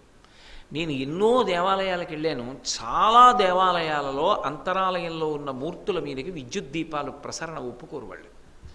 లోపల కేవలంగా నూనె దీపం కానీ నీతి దీపం కానీ వెలుగుతూ ఉంటుంది, దాని కాంతిలోనే చూస్తాం అంతే. విద్యుత్ దీప ప్రసారం వాళ్ళు అంగీకరించారు. అది ఆలయాల యొక్క వైభవాన్ని నిలబెడుతుంది. ఆలయాలు నిలబడితే ఆలయాల్లో ఉన్నటువంటి మూర్తుల యొక్క అనుగ్రహ ప్రసరణము చేత రాష్ట్రము సౌభాగ్యవంతం అవుతుంది. కాబట్టి ఇప్పుడు బాలచంద్రకృత శేఖరీం, బాలచంద్రుడు వెలుగుతున్నాడు అంటే పెద్ద దీపంలా వెలుగుతుంటాడా, చిన్న దీపంలా ఉంటుందా? తదియనాటి చంద్రరేఖ మీరు వెతికి వెతికి ఆకాశంలో చూస్తే కనపడుతుంది. ఏదో పూర్ణచంద్రుడిని ఇలా అంటే కనపడతాడు. ఆఖరికి చిన్న పిల్లకు కూడా కనపడుతుంది. నా మనవరాల్ని నేను ఉయ్యాల ఊపుతుంటే ఓ రోజున వెనక్కి తిరిగి చూసి తాత చందమామ అంది. పూర్ణచంద్రుడిని పసిపిల్ల పట్టుకుంటుంది. కానీ తదియనాటి చంద్రరేఖ అనుకోండి, మీరు వెతకాలి. మీరు ఎక్కడుందని వెతికితే తప్ప కనపడదు. పైగా తదియనాటి చంద్రరేఖ సన్న గీత, అందుకే దానిలోంచి వచ్చే కాంతి చాలా తక్కువగా అనిపిస్తుంది. అప్పుడు ఒకటి అందం, రెండు మూర్తి మీద ఎంత కాంతి మీకు ఈ లోపల భావన చేస్తున్నప్పుడు పడాలో అంత కాంతే పడి మీకు ఆ రూపవైభవం అద్భుతంగా లోపల ప్రకాశిస్తూ ఉంటుంది. అది మీరు అనుభవించాలంతే. నేను నోటితో ఎంతకని చెప్పగలను? ఆ చిన్న దీపంలో ఒక్క మూర్తి మాత్రమే కనపడుతుంది, ఇంకేమీ కనపడదు. ఇంకేమైనా కనపడితే మనసు దాటిపోయిందని గుర్తు. అనవసర విషయం పట్టేసుకుందిగా. అది గుడి కాదు, మనసు. మనసి భావయామి పరదేవతాం. మనసి భావయామి అన్నప్పుడు నీకు ఎంత కనపడాలో అంతే కనపడాలి. అంతే కనపడాలంటే అంతే దీపం ఉండాలి. పెద్ద దీపం పెట్టాననుకోండి, మీకు అక్కర్లేని వాటి వైపుకెడుతుంది దృష్టి. ఆ పక్కన ఇంకోటి ఉందండి, ఇంకోటి ఉంది. ఎందుకు? మనసుతో చూస్తున్నప్పుడైనా కనీసం అది ఒకటే చూడు, దానికి ఎంత కాంతి కావాలో అంతే. అందుకే తదియనాటి చంద్రరేఖనే చూడమన్నారు. తదియనాటి చంద్రరేఖ చూస్తే సన్నటి చిన్న కాంతి. ఆ కాంతి ఎవరి మీద పడింది? ఇప్పుడు ఆ కిరీటం, అమ్మవారు, ఆ మూర్తి, ఆ చేతులు, ఆ గాజులు, ఆ ముక్కు పుడక, ఆ కుండలాలు, ఆ కిరీటం, ఆ హారాలు చెప్పుకొస్తున్నారుగైనా. హారనూపుర కిరీట కుండల విభూషిత వయవశోభినీం కారణీశవరమౌళికోటి పరికల్ప్యమాన పదపీఠికాం కాలకాల ఫణిపాశ బాణధనురంకుశామరుణమేఖలాం ఫాలభూతిలకలోచనాం మనసి భావయామి పరదేవతాం. ఆ కాంతిలో చూడు ఆ రూపాన్ని. గంధసార ఘనసార చారు నవనాగవల్లి రసవాసినీం సాంధ్యరాగ మధురాధరాభరణ సుందరానన శుచిస్మితాం మందరాయతలోచనాం అమల బాలచంద్రకృతశేఖరీం ఇందిరారమణ సోదరీం మనసి భావయామి పరదేవతాం. ఎంత కాంతి అవసరమో అంత కాంతిలో చూడు. దానికి బాలచంద్రరేఖని సహాయంగా తీసుకో. ఆ కాంతిలో చూడు. ఈ కాంతి చూసి ఆ కాంతిలో అథాంగ పూజ కింద ఆ మూర్తినంతటిని, ఆ అవయవాలు, ఆ ఆభరణాలు, ఆ శరీరం, ఆ కాంతి, వీటన్నిటినీ చూడడం ప్రారంభం చెయ్యి. మనసి భావయామి పరదేవతాం. అసలు ఏమి సొబగు ఆ తల్లిది, ఏమి దర్శనం మా అమ్మది. ఇది చెప్పడం శంకరాచార్యుల వారి ఉద్దేశ్యం కాదు. అందులో ఇంకొక పెద్ద రహస్యం. ఎప్పుడైనా అమ్మవారిని ధ్యానం చెయ్యండి అని నేను అన్నాను అనుకోండి, వెంటనే వచ్చేటటువంటి అనుమానం ఏమిటంటే, ఏమండి అమ్మవారిని ధ్యానం చేయడానికి నేను ఎంతటి వాడిని, మహాపాపిష్టి వాడిని, ఎన్ని తప్పులు చేశానో, ఎన్ని పాపాలు చేశానో తల్లి అనుగ్రహిస్తుందా? నన్ను చూసేటప్పటికి ఆవిడ కోపంగా చూడదా? మీరు చెప్పినట్టు ఆవిడ నన్ను మందరాయత విలోచన మమల బాలచంద్రకృతశేఖరీం అని చూస్తుందా నా వంక? ఎందుకు చూస్తుంది? ఎన్ని పాపాలు చేశాను, నన్ను చూసేటప్పటికి కళ్ళిలా చిట్లించదా అంటావేమో. బాలచంద్రకృతశేఖరీం. శంకరాచార్యుల వారి అభయం ఏమిటో తెలుసా? ఒక్కసారి తప్పు ఒప్పుకుని వచ్చి కాళ్ళ మీద పడాలి, కానీ తప్పు చేసిన వాడెవడనో వాడిని నెత్తి మీద పెట్టుకోవడం ఆ దంపతులకు అలవాటు. అది ఆయన సిద్ధాంతం. ఎక్కడిది ఇది? నువ్వు ఎలా చెప్పావంటారేమో. ఇదే రహస్యాన్ని ఇదే శంకర భగవత్పాదులు శివానంద లహరిలో చెప్పారు. జడత పశుత కళంకిత కుటిల చరంచనాస్తి మయి దేవా అస్తి యది చంద్రమౌళి భవదాభరణస్య కిం నాస్మి పాత్రం అన్నారు. శంకర, నా దగ్గర 4 లక్షణాలు లేవు. జడత, నేను జడుణ్ణి కాను. పశుత, పశువు లాంటి వాణ్ణి కాను. కళంకిత, నాకు మచ్చలేదు. కళంకిత కుటిలచరత్వంచ, వంకరటింకర నడకలు లేవు. నాస్తిమయి దేవా, ఓ తండ్రి నా దగ్గర ఈ 4 లేవు. ఆ 4 నాకుంటే నేను ఇక్కడ ఉండకూడదు, నీ నెత్తి మీద ఉండాలి. అదేమిటి అంటే, ఇలాంటి దుర్లక్షణాలు ఎవరి దగ్గర ఉంటాయో వాళ్ళ నెత్తి మీద ఎట్టుకోవడం నీకు అలవాటు. నిందాస్తుతి అది. ఈ 4 నాకు లేవు, మచ్చలేనివాణ్ణి, వంకర టింకర నరకలు లేనివాణ్ణి, పశువులా ప్రవర్తించేవాణ్ణి కాను, జడుణ్ణి కాను, అంటే సుఖదుఖాతీతంగా స్పందన లేకుండా అలా పడుండేటటువంటి వాణ్ణి కాను. అందుకని నన్ను ఎందుకు పెట్టుకుంటావు నెత్తి మీద? అలాంటి లక్షణాలు ఉంటే నెత్తి మీద పెట్టుకుంటావు. కాబట్టి నిజంగా నాకు అలాంటివి ఉంటే ఈ పాటికి నీకు ఆభరణాన్ని అవ్వద్దు. అవలేదు అంటే నాకు అవి లేవని గుర్తు కదూ అన్నారు. ఏమిటి దాని అర్థం అసలు? అంటే ఇలాంటివన్నీ బాగా పొందండి అప్పుడు శంకరుడు నెత్తి మీద ఎట్టుకుంటాడనే కాదు. శంకరుల యొక్క రచనలో ఉండే గాంభీర్యం అది. ఏదైనా సరే ఆలోచింపజేస్తారు. జడత, జడత అంటే కదలకుండా పడి ఉండడం అన్న అర్థం కాదు. అమరకోశంలో జడత అంటే నీటి నుంచి పుట్టినవాడు, చల్లగా ఉన్నది అని ఒక అర్థం. నీటి నుంచి పుట్టినవాడెవరు? లక్ష్మీదేవి యొక్క సోదరుడు చంద్రుడు. కాబట్టి జడత, నేను చల్లగా ఉండేవాడిని, నీళ్ళల్లోంచి పుట్టినవాడిని కాను. అమ్మ కడుపులోంచి పుట్టినవాడిని, వెచ్చగా ఉండేవాడిని, జరాయుజాన్ని, మావితో పుట్టాను. అందుకని నన్ను ఎందుకు నెత్తి మీద పెట్టుకుంటావు? ఒక అర్థం. పశుత, నేను పశువుని కాను. ఆయన పశువు చంద్రుడు. ఎందుకని? పశువు ఎటువంటి పని చేస్తుందో అటువంటి పని చేశాడు. గురుభార్యతో సమాగమం జరిపాడు ఒకప్పుడు. సరే, దాని తత్వం వేరనుకోండి. దేవి భాగవతంలో మొదటే తారాశశాంకం. కాబట్టి పశుత, కళంకిత, ఆయనకు ఓ మచ్చ ఉంది. చంద్రబింబం వంక చూస్తే ఓ మచ్చ కనపడుతుంది. ఆయనకి మచ్చ ఉంది, నాకు మచ్చ లేదు. ఎవరు? నాకంటే కోటేశ్వరరావు కాదు, శంకర భగవత్పాదులకి. కళంకిత కుటిల చరత్వంచ. ఆయన మీరు ఎప్పుడైనా గమనించారో లేదో, ఈ ఈ పుచ్చకాయ కోస్తారే, పుచ్చకాయని కోసినప్పుడు ఎలా వస్తుందో అలా తయారవుతుంటుంది చంద్రరేఖ. కుటిల చరత్వంచ వంకర టింకర నడక అంటారు. గుండ్రంగా ఉన్నవాడు రేఖ కింద తయారై వంకర నడక నడుస్తాడు. వంకర టింకర నడకలు నాకు లేవు. ఇవి చంద్రుడికి ఉన్నాయి. అది నిరూపణం అయింది. ఎందుకనంటే ఒకసారి గురు భార్య సమాగమం అనేటటువంటి దోషం చేశాడు. ఒకసారి ఆయన జడత నీటిలోంచి పుట్టాడు, క్షీరసాగరంలోంచి. పశుత కళంకిత మత్సుంది, కుటిల చరత్వంచ వంకరటింకరగా నడుస్తాడు. ఇవన్నీ ఉన్నాయి. కాబట్టి లోకమంతా ఏముంది, విఘ్నేశ్వరుడు అంతటి వాడు చెప్పించాడు. అందుకే చరమట్ల వినాయక వ్రతకల్పంలో శమంతకోపాఖ్యానంలో బాహ్యంలో అందగాండని నీకు పొగర ఎక్కువ, అందుకే నీ ముఖం చూస్తే ఆ పనిందలు వస్తాయని చెప్పించాడు. ఇంత వక్రమైన నడకున్నవాడు కాబట్టి అలాంటి వాడితో ఎవరైనా బంధుత్వం పెట్టుకుంటారా? మనకు అప్రతిష్ట వస్తుందండి అంటారు. ఒకవేళ తప్పక ఏదో మాట్లాడవలసి వచ్చిందనుకోండి, ఎవరూ లేనప్పుడు పిలిచి ఏదో మాట్లాడేసి ఎవరూ చూడకుండా పంపించేస్తారు. కానీ ఇన్ని తప్పులు చేసిన వాడు వెళ్ళి నిజమే తప్పు చేశాను శంకరా అని ఒక్క మాట అంటే అందరికీ కనపడేటట్టు నెత్తి మీద ఎట్టుకున్నావు, ఏదో లాల్చీలా లోపల దాచుకోలేదు. ఎన్ని తప్పులు చేసిన వాడైనా వచ్చి క్షమాపణ చెప్తే నెత్తి మీద పెట్టుకోవడం నీ యొక్క లక్షణం. ఇది అందులో స్థుతి, పైకి నిందలా ఉంటుంది. అది మహాకవులు మాత్రమే చేయగలరటువంటి రచన. ఇప్పుడు బాలచంద్రకృత శేఖరీం, చంద్రరేఖ తల మీద ఉండి అంటే దేనికి ఏమిటి అర్థం? నిన్ను నేను ధ్యానం చేయమంటే మళ్ళీ నేను ఎప్పుడో అక్కడ కనపడినప్పుడు ఏమంటే చాలా పాపాలు చేశాం కదా, అలా మనసులో భావన చేస్తే అమ్మవారికి కోపం రాదా, నన్ను కోపంగా చూడదా అని నువ్వు అడక్కు. ఎన్నో పాపాలు చేసిన చంద్రుడే తప్పయిందని ఒక్క మాట అంటే నెత్తి మీద పెట్టుకున్నారు. మామూలుగా క్షమించానండం కాదు, నెత్తి మీద పెట్టుకుని ఎప్పటికీ చంద్రరేఖని తల మీద పెట్టుకుని చంద్రమౌళీశ్వర అని పిలిపించుకుంటున్నాడు. ఆయనే దాపరికం లేదు ఆయన దగ్గర. అటువంటి తల్లి నిన్నెందుకు తప్పడుతుంది అనుకుంటున్నావు? ఆమె నిన్ను బిడ్డగా చూస్తుంది. ఎన్ని తప్పులు చేసినా అమ్మ క్షమించు. అందుకే పురుషుడి దగ్గర అయితే పురుషస్వరూపంతో ఉంటే భగవానుడు నువ్వు క్షమాపణ చెప్పాలి. అమ్మవారిగా ఉంటే ఏమీ అనక్కర్లేదు, నేల మీద పడితే చాలు. ప్రణిపాత ప్రసన్నాహి మైథిలీ జనకాత్మజ అలమేషా పరిత్రాతం రక్షస్వో మహతో భయాత్ అంటారు సుందరకాండలో. స్వర్ణదండం పడిపోయినట్టు నేల మీద పడిపోతే చాలా తల్లి క్షమించేస్తుంది. అది ఆవిడ యొక్క లక్షణం. అమ్మవారి అంత అటువంటి కృపామూర్తి లోకంలో ఇంకొకతే ఉండదు.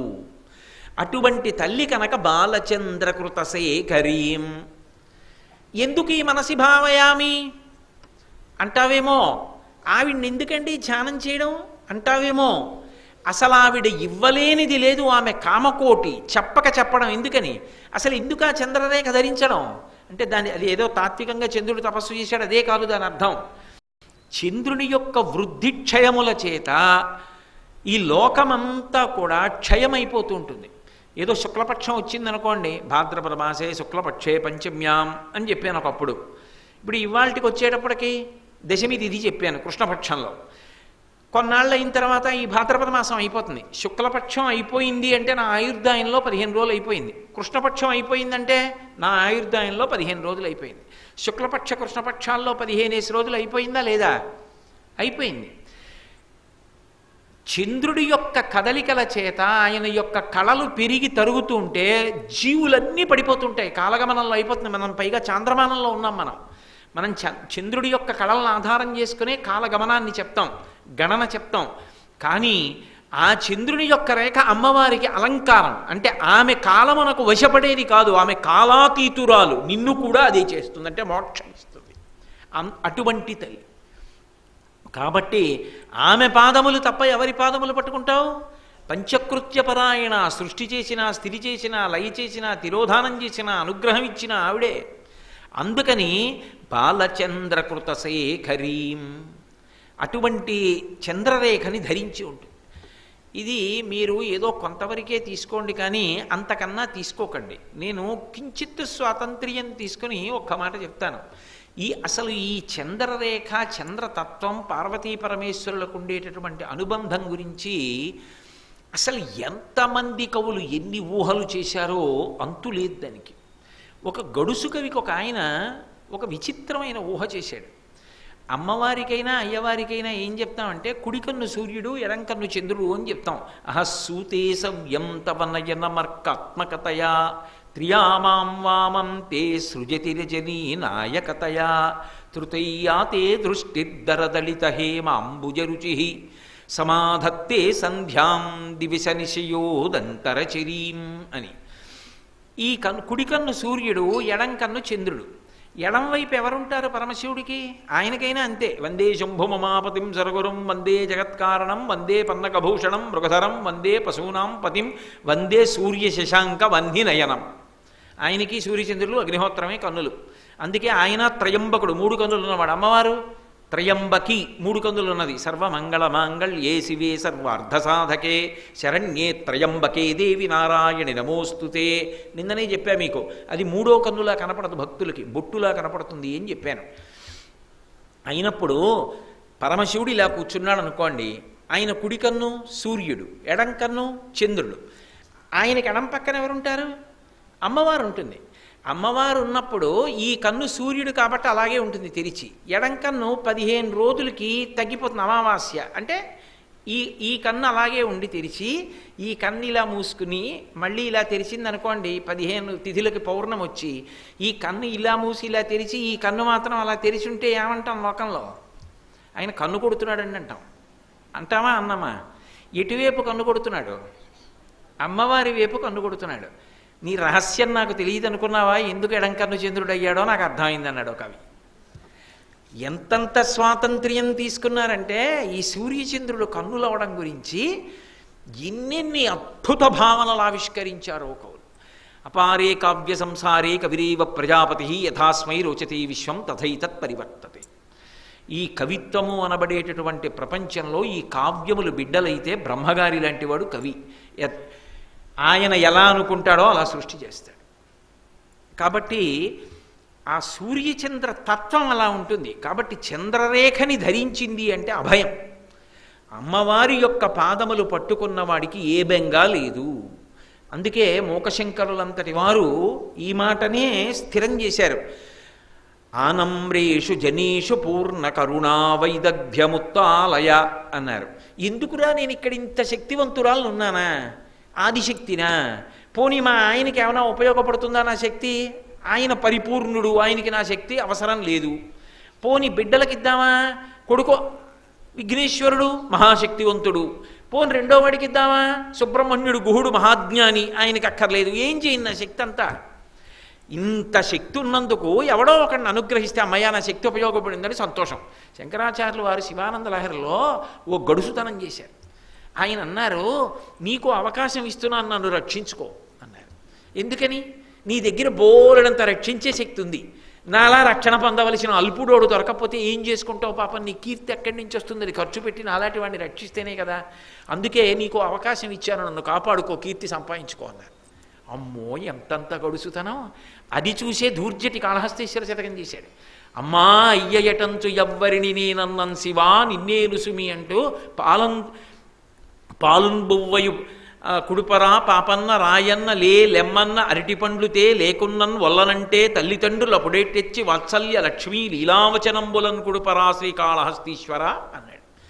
ఏమిటి పెద్ద కాపాడడానికి ఏమిటి నేను అడగడం ఏమిటి?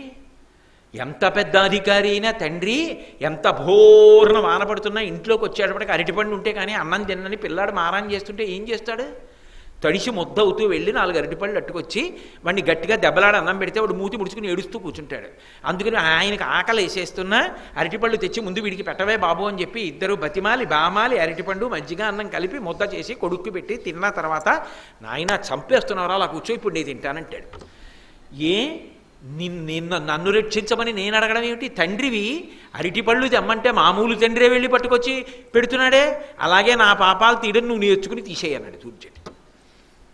ఎంతంత గడుసుతనం! రక్షించమని అడగడానికి కూడా అంత స్వాతంత్ర్యంగా అడిగారు మహానుభావులు. కాబట్టి ఎందుకు బెంగపెట్టుకుంటావు?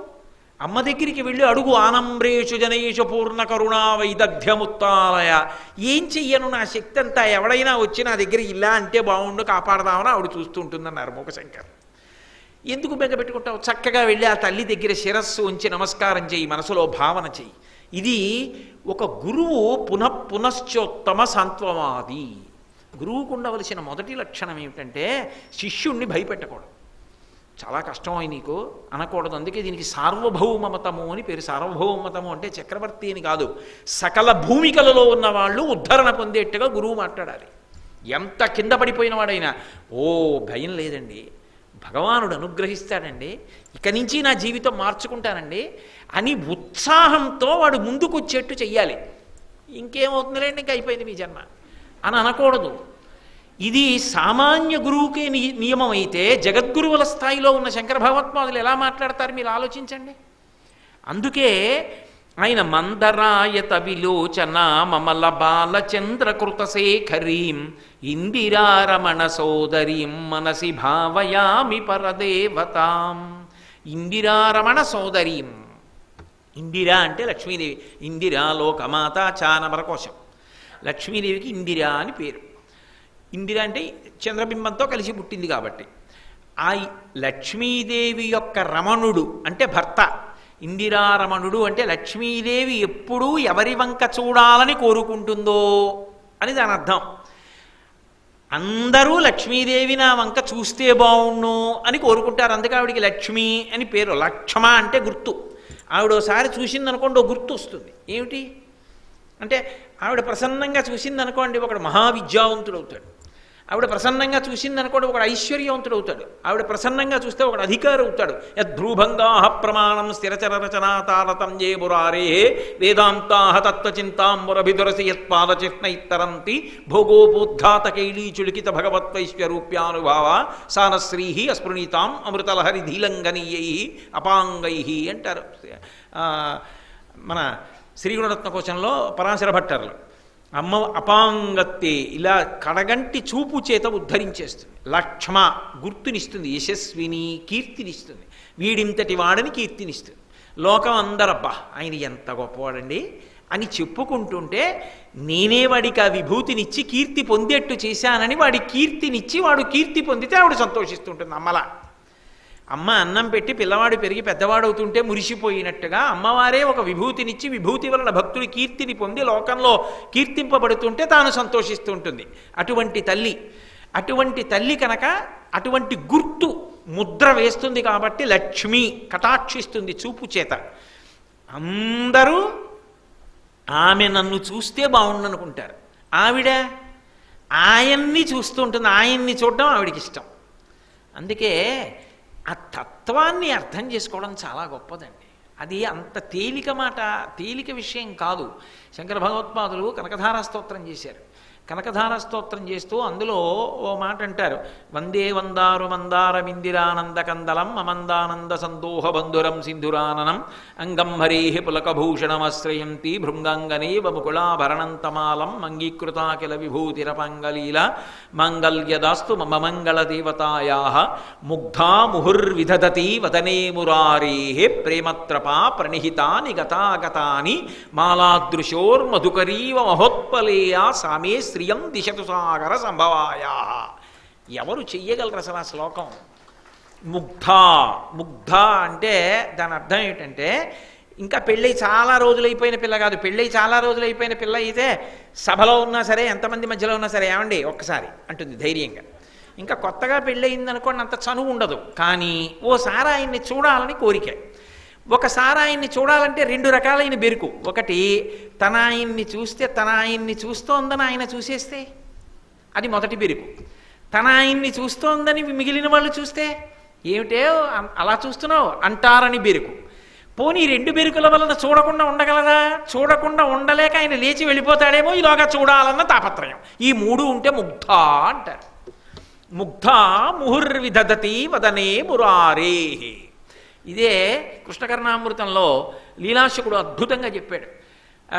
రుక్మిణీకృష్ణులకు పెళ్ళవుతుంటే కృష్ణ ఎంతసేపని కూర్చుంటాడంటే పురోహితుడు, ఆయన మాత్రం గుక్కిడు పాలు తాగడానికి ఏదో పక్కకి వెళ్ళాడు.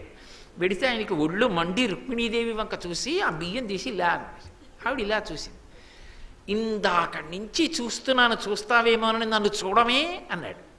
ఆవిడంది, నేనేదో పెద్ద సిగ్గుపడి తలంచుకున్నాను అనుకుంటున్నారు ఏమిటి? నాకు చూడాలని ఉండదా? ఈ పథకంలో మీ ప్రతిబింబం పడుతోంది, చూస్తున్నాను. ముగ్ధ ఆయన్ని చూడాలని ఆవిడ కోరిక. ఆవిడ ఆయన వంకి ఇలా చూసింది, ఆయన ఇలా చూశాడు. తను ఆయనని చూస్తోందన్న విషయాన్ని ఆయన చూసేశాడని సిగ్గుపడి చూపు వెనక్కి తీసేసింది. ఊరుకుంటుందా? మళ్ళీ చూస్తోంది, మళ్ళీ ఆయన చూస్తున్నాడు, మళ్ళీ వెనక్కి తీస్తోంది. ఈ వెళ్ళి వస్తున్న చూపులు ఒక మాల కింద ఉన్నాయి. అది మాల కట్టిన చూపులతో ఆయన మెళ్ళో వేశాం. ముగ్ధా ముహుర్విదధతి వదనే మురారేహే ప్రేమత్రపా ప్రణిహితాని గతా ఆగతాని, వెళ్ళి వస్తున్న చూపులు. గతాగతాని మాలాదృశోర్మధుకరీవ మహోత్పలేయా సామే శ్రియం దిశతు సాగర సంభవాయా అంటారు శంకర్లు కనకధార స్తోత్రంలో. అలా ఆమె లక్ష్మి, లక్ష్మికి రమణుడు, ఆమె కూడా సంతోషించి ఎప్పుడూ చూడాలనుకునేవాడు ఎవరు? నారాయణమూర్తి. నారాయణమూర్తి యొక్క చెల్లెలు నారాయణి, అంతేగాని లక్ష్మి అనకూడదు. ఇది మళ్ళీ తత్వ సంబంధంగా ఇంత అద్భుతంగా ఎందుకు ఆవిష్కరిస్తారో తెలుసా? శంకరాచార్యులు వారు ఏదో అక్కడికి అలా బాగుంటుందని వేయరు. మనకి తత్వం తెలియడం ఆయనకి ప్రధానం. భగవంతుని యొక్క మూర్తులు అనేకం ఉండవచ్చు, అనేక రకాలైనటువంటి మూర్తులను ఆయన పొందచ్చు. ఏకస్త్వమేవ బహుధా భవభాసి లోకే నిశంకధీర్ వృషభకేతన మల్లినాథ శ్రీభ్రామరి ప్రియ సుఖాశ్రయ లోకనాథ శ్రీమల్లికార్జున విభో తవ సుప్రభాతం అంటారు. ఇన్నిగా ఉన్నవాడు ఆయన ఒక్కడే. ఇన్ని రూపాలుగా ఆయన ప్రవర్తిస్తుంటాడు లోకంలో. నర్తకుని భంగి పెక్కగు మూర్తులతో ఎవడాడు అంటారు పోతన గారు భాగవతంలో. ఒక్క నర్తకుడే. కాసేపు కృష్ణదేవరాయల వారు, కాసేపు తిమ్మరసు, కాసేపు ఇంకో పాత్ర, ఇన్ని ఆయనే వేసేసినట్లు. మనం కొన్ని చలనచిత్రాలు చూడలా ఒకే నటుడు 5, 6 కూడా వేసేసిన ఉన్నాయి. కాబట్టి అలా ఒక్క పరమాత్మ ఇన్ని రూపాలు పొందుతున్నాడు. ఇన్ని రూపాలు పొందుతుంటే అందులో ఉన్నటువంటి గమ్మత్తు ఏమిటంటే, ఆయన నారాయణగా ఉంటే ఆయన చెల్లెలు నారాయణి. అదే పరమశివుడి పేరు ఏదో శివ, ఆమె పేరు శివాని. ఆయన పేరు భవ, ఆమె పేరు భవాని. ఆయన పేరు రుద్ర, ఆమె పేరు రుద్రాణి. ఆయన పేరు హంస, ఆమె పేరు హంసిని. ఎక్కడ పేర్లలో కూడా మార్పు లేకుండా ఉంటాయి. పంచసామ్యములు అంటారు. ఇద్దరు ఒక్కలా ఉంటారు. నారాయణ నారాయణి అన్నా చెల్లెళ్ళు, భార్యాభర్తలు కారు. నారాయణ నారాయణీకున్న లక్షణం ఏమిటంటే, నిజానికి నారాయణ పురుష రూపంతో ఉన్న అమ్మవారు, నారాయణి స్త్రీ రూపంలో ఉన్నటువంటి విష్ణుమూర్తి. విష్ణువు స్త్రీ రూపాన్ని పొందితే నారాయణి, అమ్మవారు పురుష రూపాన్ని పొందితే నారాయణ. ఇద్దరూ నిజానికి ఏమిటి? ఒక్కటే. అందుకే ఈ రూపం ఏమైపోతుంది? పరమశివుడి యొక్క అర్ధభాగంలోకి వెళ్ళిపోతుంది. వెళ్ళిపోతే అది అర్ధనారీశ్వర స్వరూపం అయిపోతుంది. మహాప్రళయంలో ఇది అందులోకి వెళ్ళిపోతుంది. మళ్ళీ సృష్టిలో నేనన్న భావన మొదట పుడితే సృష్టి ప్రారంభం అవుతుంది. అందుకే శంకర భగవత్పాదులు సౌందర్యలహరి చేస్తూ పణత్ కాంచీధామాకరి కలభ కుంభస్తననత పరీక్షీణా మధ్యే పరిణిత శరచంద్రవదన ధనుర్బాణం పాశం సునడి దధానాకరతలై పురస్తాదస్తాంనః పురమధితురహో పురుషికా అన్నారు. పరమశివుడికి మహాప్రళయం తర్వాత అన్నీ ఆయనలోకి వెళ్ళిపోతాయి. నేనన్న భావన మొట్టమొదట పుడితే ఆయన బహిర్ముఖుడయ్యాడని గుర్తు. ఆయన నేను అన్న మొదటి భావన ఏదో అదే అమ్మవారు. అన్నీ ఆయనలోకి వెళ్ళిపోతాయి. కాబట్టి ఇందిరారమణ సోదరీం, ఆ విష్ణువే నారాయణి, ఇద్దరు కారు. కాబట్టి ఇప్పుడు మీరు ఒకటి ఆలోచించండి. నారాయణి నారాయణ అభేదమైనప్పుడు శివుడి దగ్గరికి వెళ్ళి మీరు విష్ణు నింద చేశారనుకోండి, మీరు ఎవరిని నిందించినట్టు? ఆయన ఇల్లాల్ని నిందించినట్టు. సంతోషిస్తాడా?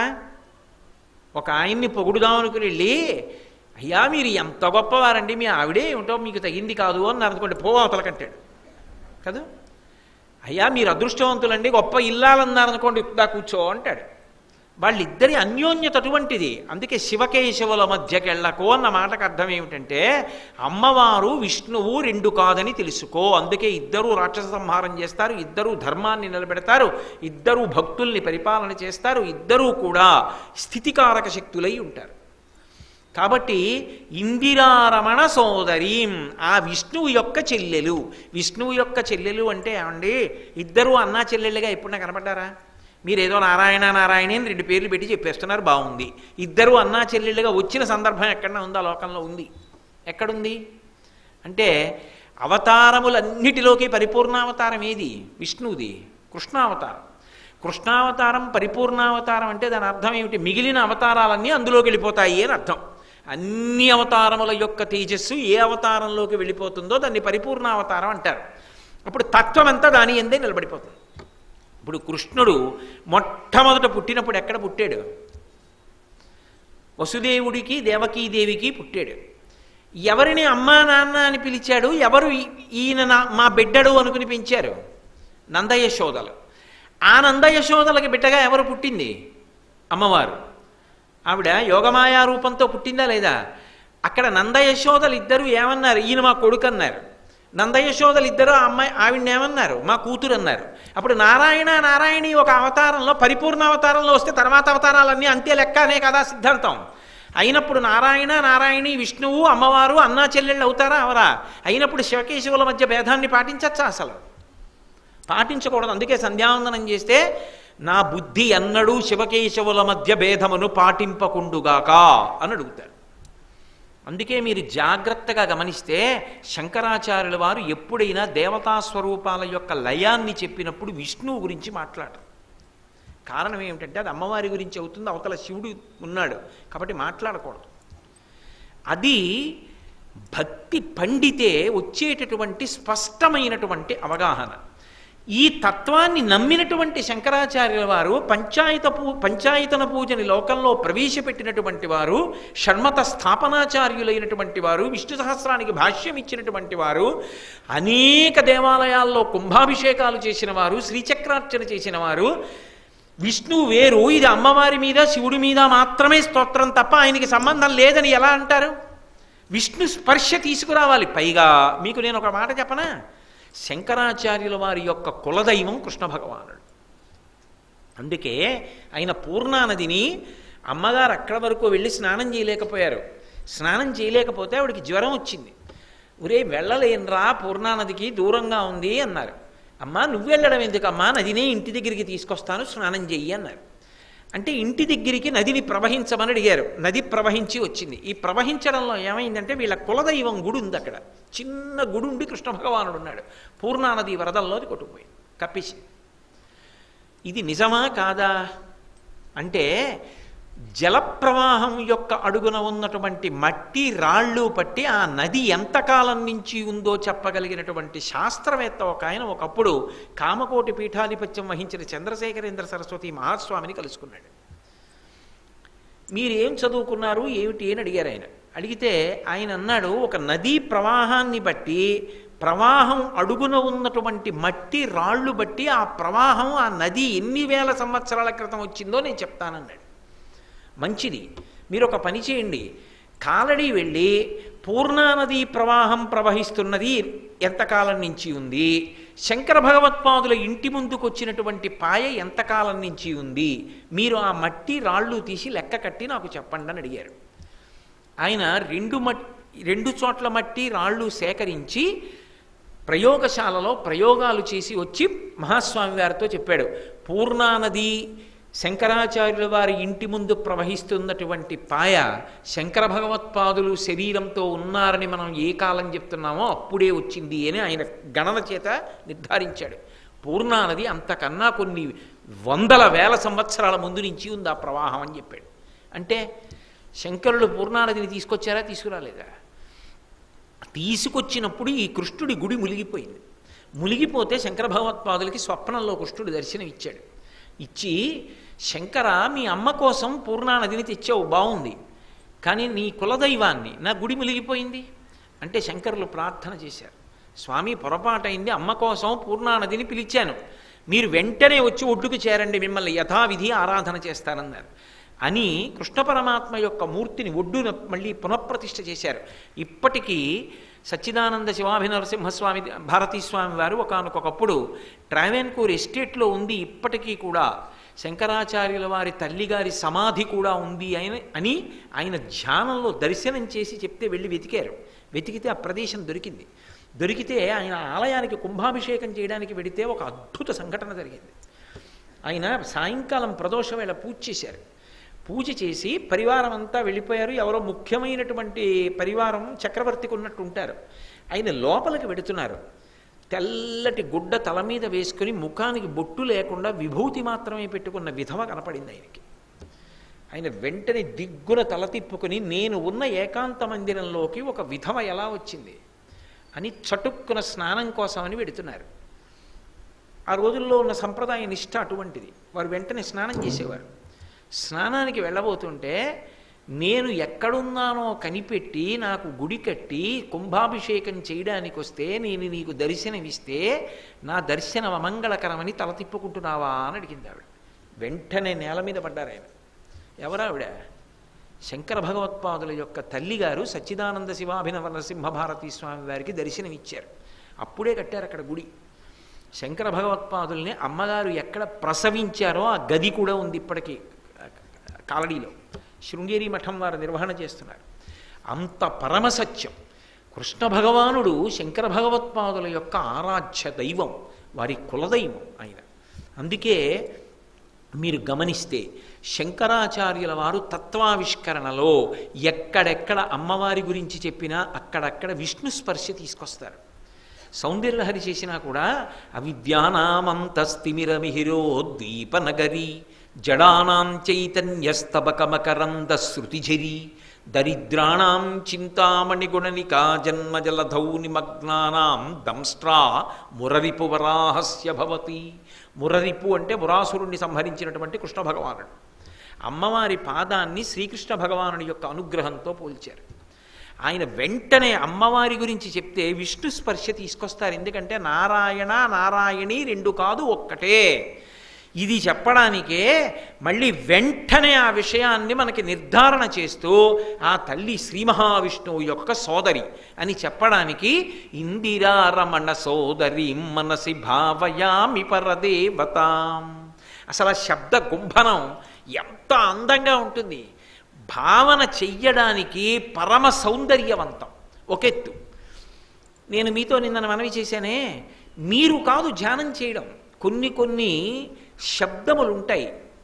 అవి లోకంలో ఉండే విశేషం ఏమిటంటే అసలు ఏమీ తెలియనటువంటి పరమ అజ్ఞానావస్థలో ఉన్నవాణ్ణి కూడా ధ్యానంలోకి నిలబెట్టేస్తాయి. అందుకే పశుర్వేత్తి శిశుర్వేత్తిర్వేత్తిగాన రసంఫణి.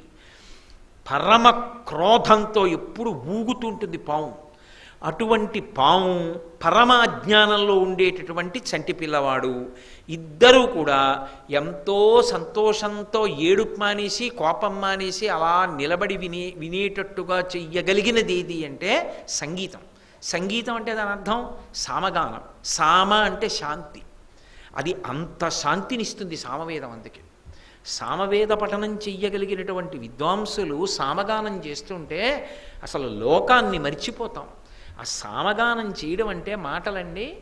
అసలు సామవేదం నేర్చుకుంటుంటే ఆ సామగానం చేస్తుంటే చిన్న చిన్న పిల్లలు ఆ సామగానం చేస్తున్నప్పుడు నేను ఒక సందర్భంలో పిల్లలు సామగానం చేస్తుంటే విని మురిసిపోయాను. అంత అద్భుతంగా నేర్చుకుంటారు ఆ సామవేదం. అటువంటి శాంతినివ్వగలిగినటువంటి రీతిలో ఆ శ్లోకాల యొక్క కవనాన్ని అంత అద్భుతంగా మనకి అందించారు మహానుభావుడు శంకరాచార్యులు వారు. అందుకే ప్రతి శ్లోకం అంత అందంగా ఉంటుంది. నేను అంటాను, మీరు అనండి, అప్పుడు మనం మూడో శ్లోకంలోకి ప్రవేశిద్దాం. హారనూపుర కిరీట కుండల విభూషిత వయవశోభినీం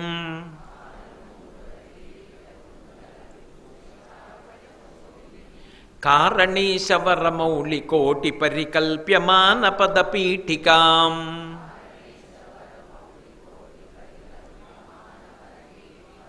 కాలకాల ఫణిపాశ బాణధనురంకుశామరుణమేఖలాం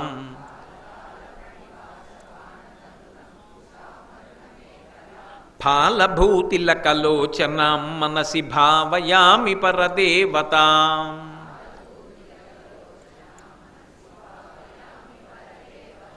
గంధసార ఘనసార చారు నవనాగవల్లి రసవాసినీం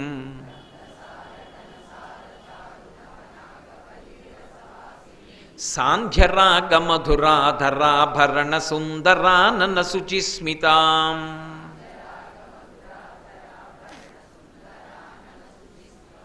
మంధరాయత విలోచన మమల బాలచంద్రకృతశేఖరీం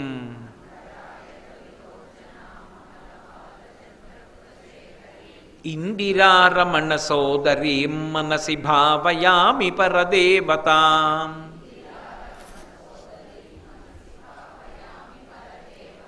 స్మేరచారుముఖమండలాం విమలగండలం విమణిమండలాం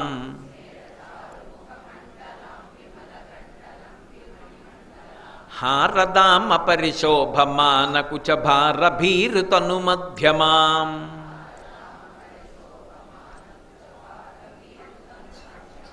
వీరగర్వహరనూపురాం వివిధకారణేశవరపీఠికాం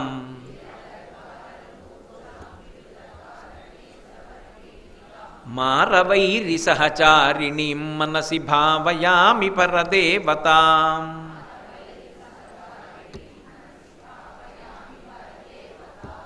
ఈ శ్లోక ప్రారంభం చేస్తూ శంకర భగవత్పాదులు అంటారు, స్మేరచారు ముఖమండలాం విమలగండలం విమణిమండలాం అంటారు. స్మేరచారు ముఖమండలాం అంటే చాలా శుద్ధమైనటువంటి, మనం చూడగానే ఈ తల్లిని మనం ఆశ్రయించవచ్చు, మనకేం బెంగలేదు. ఇంత చక్కటి చిరునవ్వు నవ్వుతోంది. ఇటువంటి తల్లి పాదములు కాకపోతే ఎవరి పాదములు స్వతంత్రంగా మనం పట్టుకోగలం? అంత గొప్ప తల్లి అని మనం ఏ విధమైనటువంటి అరమరిక లేకుండా పట్టుకోవడానికి వీలైనటువంటి రీతిలో చిరునవ్వు నవ్వుతూ నిలబడినటువంటి లేదా కూర్చున్న తల్లి కనుక ఆమె స్మేరచారు ముఖమండలాం. అందుకే మూకశంకర్లు మందస్మిత శతకం చేస్తూ అమ్మవారి యొక్క చిరునవ్వు వంక చూశారు. ఆవిడ ఇటు తిరిగి నిలబడింది, మూకశంకరులు ఇటు కూర్చుని ఉన్నారు. ఆమె చిన్న చిరునవ్వు నవ్వింది. ఆయన తలెత్తి చూశారు, ఇలా 100 శ్లోకాలు చెప్పారు. ఆ 100 శ్లోకాలు చెప్పినప్పుడు ఆ చిరునవ్వుకి ఏదైనా పోలిక చెప్పాలి అనిపించింది ఆయనకి. అమ్మ నీ చిరునవ్వు ఇలా ఉంటుంది అని చెప్పాలనిపించింది. ముందు ఆయన అన్నారు, పీయూషం కలుపీయతే సురజనైర్దుగ్ధాంబుదిర్మధ్యతే మహేశైశ్చ జటాకలాప నిగలై మందాకినీ సహ్యతే.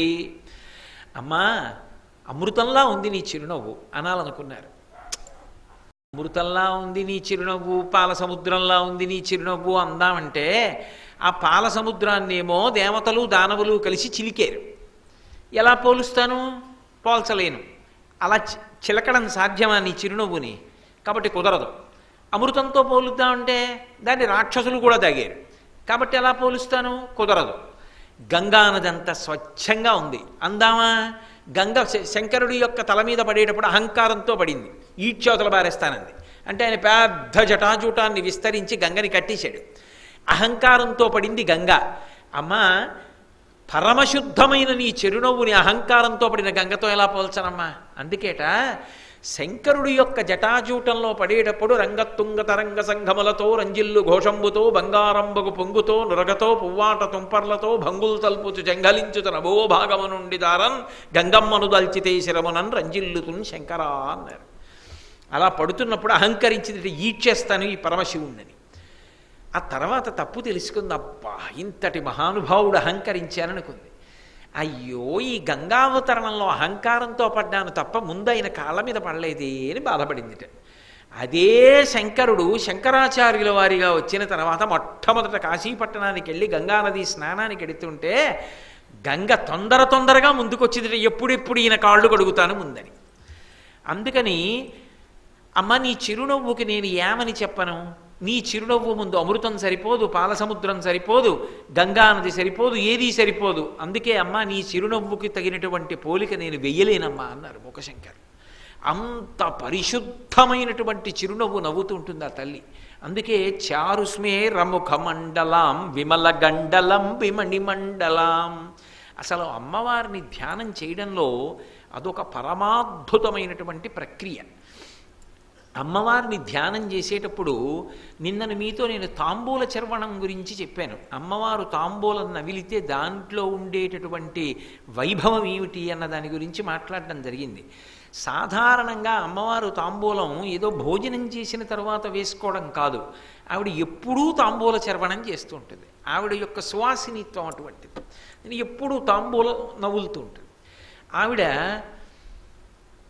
ఆఖరికి సభలోకి వచ్చి కూర్చుని సరస్వతీదేవి వీణ వాయిస్తోందనుకోండి, ఆ వీణ వాయిస్తున్నప్పుడు కూడా కొద్దిగా చిన్నగా నోరు కదుపుతూ తాంబూల చర్వణం చేస్తూ తల కదుపుతుంది ఇలాగా. ఎందుకనంటే ఏ సభలో శ్రోత ఎలా ఉండాలి అన్న ధర్మం చెప్తారు. ఏదైనా ప్రవచనం జరుగుతోందనుకోండి, తలలవి ఇలా ఇలా ఊపకూడదు, శ్రద్ధగా వినాలి. సంగీత సభకి వెళ్ళారనుకోండి, అలా శ్రద్ధగా వినకూడదు, తల ఊపాలి. అప్పుడే పాట పాడుతున్నవాడికి సంతోషంగా ఉంటుంది. అందుకని విపంత్యాగాయంతి వివిధమపదానం పశుపతే త్వయారబ్ధే వక్త్రం. అక్కడ ఆవిడ సరస్వతీదేవి పాట పాడుతుంటే ఆవిడ ఇలా తల ఊపుతూ వింటుంటుంది. వింటుంటే అప్పుడు వీణానాద నిమీలితార్థనయనే విప్రస్థ చూలింబరే, ఆ తల్లి ఆ తాంబూలం నవ్వులుతూ ఆ వీణానాదం వింటూ సంతోషంతో కళ్ళు ఇలా అరమోట్పులుగా మూసి ఇలా తల ఊపుతున్న పుట్ట ఆవిడ తాటంకహారాన్వితే, ఆ చెవులకు పెట్టుకున్నటువంటి తాటంకములు ఇలా ఊగుతాయిట చెవులివి. అవి ఆ ఊగినప్పుడు ఏమవుతాయంటేట, అమ్మవారి యొక్క చెక్కిళ్ళు పద్మరాగములతో చేయబడ్డాయా అన్నంత అందంగా ఎర్రటి కాంతులు ఈనుతూ ఉంటాయి, అంతటి గులాబీ రంగులో ఉంటాయి. ఉండడంలో వీటి యొక్క ప్రతిబింబం ఆ బుగ్గల్లో కనపడుతుంది. ఇలా ఊగితే ఇది ఒకటి, బుగ్గల్లో ఒకటి కనపడుతుంది. అప్పుడు బింబము ప్రతిబింబము ఇక్కడ ఇక్కడ పెట్టుకున్నవి రెండు, బుగ్గల్లో కనపడుతున్నవి రెండు, 4 కనపడతాయిట ధ్యానంలో. 2 కనపడ్డాయండి అన్నారనుకోండి, బాగా ధ్యానం చేయలేదు. ఎన్ని కనపడ్డాయా నీ కుండలాలు అని అడిగాను అనుకోండి, 4 కనపడ్డాయండి అన్నారనుకోండి. 4 ఎలా కనపడ్డాయి, 2గా పెట్టుకుంటుంది అన్నాను అనుకోండి, ఆ తల్లి చెక్కిళ్ళు అంత గులాబీ రంగులో ఉంటాయి కదా, ఆ పద్మరాగములతో చేయబడినటువంటి చెక్కిళ్ళు అనడానికి కూడా సరిపోదు. అది పద్మరాగముల కాంతులీనుతున్న చెక్కిళ్ళు, ఆ కాంతులు కూడా సరిపోవు. కాబట్టి అద్దంలో ప్రతిబింబం పడినట్టుగా ఈ తాటంకం యొక్క ప్రతిబింబం బుగ్గల్లో కనపడుతుంది. అందుకని శంకరులు అంటారు విమల గండలం విమణి మండలాం అంటారు. తాటంక యుగళీభూత తపనోడుపమండల అని లలితా సహస్రంలో వ్యాస భగవానుడు. అలాగే ఆ శంకరాచార్యుల వారు సౌందర్యలహరిలో ఒక శ్లోకం చేశారు. అసలు అందులో అమ్మవారి యొక్క తాటంకములు మనం బాగా మనసులో పట్టుకోవాలని, అవి మన మనసులో నిలబడితే దాని వలన మనకి మంగళములు కలుగుతాయని ఆయన ఒక అద్భుతమైన ఊహ చేశారు. స్ఫురద్గండాభోగ ప్రతిఫలిత తాటంకయుగళం. అమ్మా స్ఫురద్గండాభోగ, అమ్మవారి యొక్క కాంతులీనుతున్నటువంటి చిక్కిళ్లలో ఈ అమ్మవారు పెట్టుకున్నటువంటి ఈ కుండలముల యొక్క ప్రతిబింబములు కనపడుతుంటే నాకు ఒక అనుమానం వచ్చిందమ్మా అన్నారు. ఏమి శంకర, ఏం అనుమానం వచ్చిందండి ఆవిడ. అమ్మ మన్మధుడు పరమశివుడి మీదకి యుద్ధానికి వస్తున్నాడని నాకు అనుమానంగా ఉందమ్మా అన్నారు. మన్మధుడు పరమశివుడి మీదకి యుద్ధానికి వస్తాడా? ఎలా వస్తాడు శంకర? అంత సాహసమే? ఇత పూర్వం నా భర్త మూడుపకంటి మంటతో కాల్చేశాడు, ఇప్పుడు ఎలా వస్తాడు అంటే స్ఫురద్గండాభోగ ప్రతిఫలిత తాటంకయుగళం చతుశ్చక్రం మన్యే తవ ముఖమిదం మన్మధరథం యమారుహ్యద్రుహ్యత్ కవనిరథమర్కేందు చరణం మహావీరోమార ప్రమదపతయే సంగీతవతయే. పరమశివుడికి రథం ఏమిటి? భూమండలాన్నంతటినీ రథంగా చేసుకుని సూర్యచంద్రుల్ని చక్రాలుగా పెట్టుకుని వేదాలని గుర్రాలుగా పెట్టుకుని బ్రహ్మగారు సారథిగా ప్రణవాన్ని కొరడాగా సరస్వతీదేవిని వింటినారిగా ఆదిశేషుణ్ణి మీరు ధనస్సుగా చేసుకుని ఆయన బయలుదేరుతుంటాడు. ఒక్కొక్కసారి ఆ మేరు పర్వతాన్ని ధనస్సుగా చేసుకుని బయలుదేరాడు. శ్రీమన్నారాయణుణ్ణి బాణంగా చేసుకుని బయలుదేరాడు. అంత గొప్ప రథంలో వస్తాడు. కానీ అమ్మా అంత గొప్ప రథం ఉన్న పరమశివుణ్ణి ఓడించడానికి మన్మధుడు కూడా ఒక గొప్ప రథాన్ని తయారు చేసుకున్నాడు అని నాకు అనుమానంగా ఉంది. చాలా గొప్ప రథాన్ని తయారు చేసుకున్నాడని నీకు అనుమానంగా ఉందా? ఏమిటా రథం అంది అమ్మవారు. అమ్మ శంకరుడి రథానికి 2 చక్రాలేగా ఉంటాయి సూర్యచంద్రులు, మన్మధుడి రథానికి 4 చక్రాలు ఉన్నాయి. ఓ 4 చక్రాలతో రథం చేశాడా? ఏమిటా రథం అంది అమ్మవారు. ఏదో కాదమ్మా, నీ ముఖమే రథం. నీ ముఖంలో నువ్వు పెట్టుకున్న కుండలాలు 2 చక్రాలు. నీ బుగ్గల్లో ప్రతిబింబాలు, ఇంకో 2 చక్రాలు, ఇప్పుడు 4 చక్రాల రథం నీ ముఖమే. ఇప్పుడు యుద్ధం చేయడానికి మన్మధుడు ఎక్కడ కూర్చున్నాడు? ఆవిడ ముఖంలో కూర్చున్నాడు. ఎంత పరమశివుడైనా రథం దిగి ఇలా చూశాడు, ఏడురా మన్మధుడని. వాళ్ళ ఆవిడ ముఖం కనపడింది. మజ్జత్కామి శమానస, ఆవిడ చిరునవ్వుతో అలా నిలబడేటప్పటికీ ఇంత పరమశివుడు కూడా పరమ సంతోషం పొందేసి, ఓ నా భార్య అని ఆనందంతో ఆ ధనస్సు అక్కడ బారేసి రథం దిగి వెళ్ళిపోయాడు. యుద్ధం చేయడం మానేశాడంటే ఓడిపోయాడా లేదా? అమ్మా, నాకు అనుమానంగా ఉంది, నీ ముఖాన్నే రథం చేసుకుని, నీ కుండలములు 2 చక్రములు, నీ చెక్కిళ్లలో ప్రతిబింబములు 2 చక్రములు చేసుకుని 4 చక్రముల రథాన్ని తయారు చేసుకుని 2 చక్రములు ఉన్నటువంటి రథం కన్నా గొప్ప రథం కనుక మన్మధుడు పరమశివుడి మీదకి యుద్ధానికి వస్తున్నాడని నాకు అనుమానంగా ఉంది నీ ముఖం చూస్తే అన్నారు. అప్పుడు అమ్మవారు ఏమంటుంది? పక్కున నవ్వుతుంది శంకరాచార్యుల వారి యొక్క కవితా ప్రతిభకి. అలా ఆ మెరిసిపోతున్నటువంటి చెక్కిళ్ళు, అమ్మవారి చెవి యొక్క తమ్మి, దానికి పెట్టబడినటువంటి కుండలములు అవి ఊగుతున్నట్టు వాటి యొక్క ప్రతిబింబములు అమ్మవారి యొక్క చెక్కిళ్ళ యందు దర్శనం చెయ్యండి. అది దర్శనం అంటే, అమ్మవారి ముఖమండలాన్ని అలా దర్శనం చెయ్యండి అని చెప్పడానికి స్మేరచారు ముఖమండలాం విమల గండలం విమణిమండలాం హారదామ పరిశోభమాన కుచభార భీరుతను మధ్యమాం. హారదామ పరిశోభమాన అన్న మాటకు అర్థం ఏమిటంటే, హార అంటే ఒకటి వేసుకుంది అని, హారదామ పరిశోభమాన అంటే ఒక్కటి కాదు, అనేకమైనటువంటి దండలు హారములు వేసేసుకుంటే ఆ హారములన్నీ ఏమవుతాయంటే ఒక దగ్గరికి వచ్చేస్తాయి. అప్పుడు ఈ హారం ఏమిటి అంటే అమ్మ చంద్రహారాలు భలే ఉన్నాయమ్మా అంటే ఆ చంద్రహారాలు విడిగా తీసి చూపించాలి. ఇలా అన్నీ కలిపి ఒక కట్ట కింద అయిపోతాయి. అలా కట్ట కింద అయిపోయి, అమ్మా నీ మెళ్ళో ఎన్ని హారాలు వేసుకున్నావు అంటే ఇక్కడ వరకు ఒకటి వస్తుంది, ఏదో పథకం ఒకటి, ఇక్కడ వరకు ఒకటి, ఇక్కడ వరకు మంగళసూత్రం, ఆ పైన పథకాలు, ఆ పైన హారాలు, ఇవన్నీ ఇక్కడి నుంచి ఇలా మెట్లుగా విడిగా ఉంటాయి. ఇక్కడ ఒకటైపోతాయి కదా మరి హారాలన్నీ. అన్ని హారాలు మెడలో వేసుకుంటే గుత్తి హారాలు ఇక్కడ కనపడుతుంటాయి. హారదామ పరిశోభమాన, శోభమాన అమ్మవారికి సంబంధించిన విశేషమేది. అది దామోదర కట్టబడినది అని అర్థం. అలా అనేకమైనటువంటి పుష్పహారాలు కూడా మెడలో వేసుకుంది ఆవిడ. ఇన్ని హారములన్నీ కూడా నీ గుండెల మీద కనపడుతున్నాయి. అన్ని దండలతో అన్ని హారములతో అలంకరింపబడినటువంటి వక్షస్థలంతో ప్రకాశిస్తున్న అమ్మా, హారదామ పరిశోభమాన పరికల్ప్యమాన హారదామ పరిశోభమాన కుచభార భీరుతను మధ్యమాం. అమ్మవారి యొక్క స్తనమండలం చాలా బరువుగా ఉన్నటువంటి కారణం అమ్మవారి యొక్క నడుము చాలా సన్నగా ఉన్నది అని వర్ణిస్తున్నారు. లక్ష్యరోమలతాధారతాసమున్నీయ మధ్యమా అని. ఎప్పుడైనా ఒక్కటి జ్ఞాపకం పెట్టుకోండి, ఎప్పుడు పరదేవతని వర్ణించినా పరదేవత యొక్క స్తనమండలాన్ని వర్ణిస్తారు. పవిత్రమైనటువంటి దృష్టితో చూడాలి. మీరు మంగళకరమైన ఆలోచనని కలిగి ఉన్నప్పుడు ఒక్క విషయాన్ని అంగీకరించవలసి ఉంటుంది. ఎక్కడైనా ఈ శరీరం నిలబడింది అంటే అమ్మ స్తన్యము నుండి స్రవించినటువంటి పాల వలన మాత్రమే ఆ పాలు తాగి ఈ శరీరం బతికింది. ఈ శరీరం బతికింది కాబట్టి ఇవాళ ఈ ఉపన్యాసం చెప్తోంది. అమ్మ స్తనము అంటే అది లోక పోషణము, స్థితికార శక్తి. ఈ లోకములన్నీ దేని వలన నిలబడ్డాయంటే ఆ తల్లి యొక్క స్తనముల వలన నిలబడ్డాయి. అందుకే సూర్యచంద్రులిద్దరూ అమ్మవారి స్తనములుగా ఉంటారు అని.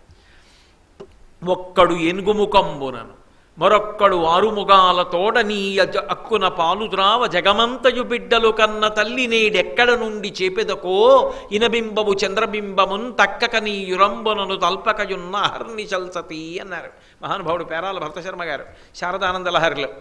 ఒకడేమో 6 ముఖాలతో సుబ్రహ్మణ్యుడు తాగుతున్నాడు, ఒకడేమో ఏనుగు ముఖంతో విఘ్నేశ్వరుడు తాగుతున్నాడు. అమ్మా మేమందరం నీ బిడ్డలం కాం, మమ్మల్ని ఎప్పుడు పోషిస్తావమ్మా అని మనం అంటామేమో, అమ్మ అలా అనిపించకూడదు కదా అని సూర్యచంద్రుల్ని స్తనాలుగా చేసుకుని చంద్రుడి చేత ఔషధీతత్వాన్ని కల్పిస్తూ సూర్యుడి చేత ఆరోగ్యాన్నిచ్చి చెట్లన్నీ కూడా లోపల పత్రహరితాన్ని తయారు చేసుకుని కాయలు కాసి పళ్ళు పండేటట్టుగా చేసి మనందరికీ అన్నం పెడుతోంది ఆ తల్లి. ఔషధీతత్వం అంటే ఇన్ని వడ్లు గింజలు పట్టుకెళ్ళి నేను భూమిలో వేస్తే మళ్ళీ కంకులు రావాలి, ఆ వడ్ల గింజలోంచి వచ్చిన మొక్కకి కంకులు వచ్చి ఒక్కొక్క కంకులోంచి ఇంత ధాన్యం రావాలి. ఆ మళ్ళీ ఇంకొక మొక్క పుట్టేటట్టుగా శక్తిని తన యందు దాచుకోగలిగిన లక్షణానికి ఓషధీతత్వం అంటారు. అది దేని చేత అంటే చంద్రకిరణముల చేత వస్తుంది. ఈ రెండు తత్వాల్ని కూడా అమ్మవారు అలా అనుగ్రహిస్తోంది. అటువంటి స్థితికార శక్తి అయి లోకములను పోషిస్తున్నటువంటి జగన్మాత యొక్క తత్వాన్ని కీర్తించడానికి స్తనమండలాన్ని వర్ణిస్తారు తప్ప దాన్ని హేయమైనటువంటి ఆలోచన మనసులోకి రానివ్వకూడదు. పరమ పవిత్రమైనటువంటి దృష్టికోణాన్ని అలవాటు చేసుకోవాలి. అమ్మ దగ్గర నిలబడినప్పుడు బిడ్డ అంతే భావన, ఆ భావనతోనే నిలబడాలి అంతే తప్ప వేరొక భావన నేను పురుషుడను అన్న భావన అసలు మనసులో రావడానికి వీల్లేదు. అందుకే తదితరజనే కుచ్చనపరా, నేను మగవాణ్ణన్న భావనతో తల్లి ముందు ఎవరు నిలబడతాడో వాడిని చూస్తే అమ్మవారి కళ్ళల్లో ఎర్రటి రంగు కనపడుతుందట.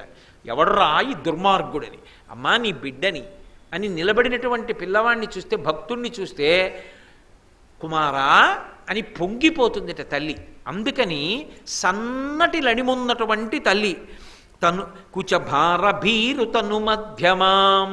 సన్నటి నడుము దేనికి గుర్తు అంటే సాముద్రిక శాస్త్రంలో అనేక మంది పిల్లలకి ఆమె జన్మనిస్తుంది అనడానికి గుర్తు ఏమిటంటే సన్నని నడుము. ఆ తల్లి ఆబ్రహ్మకీట జనని, ఎంతమంది పిల్లలకు తల్లి ఆమె.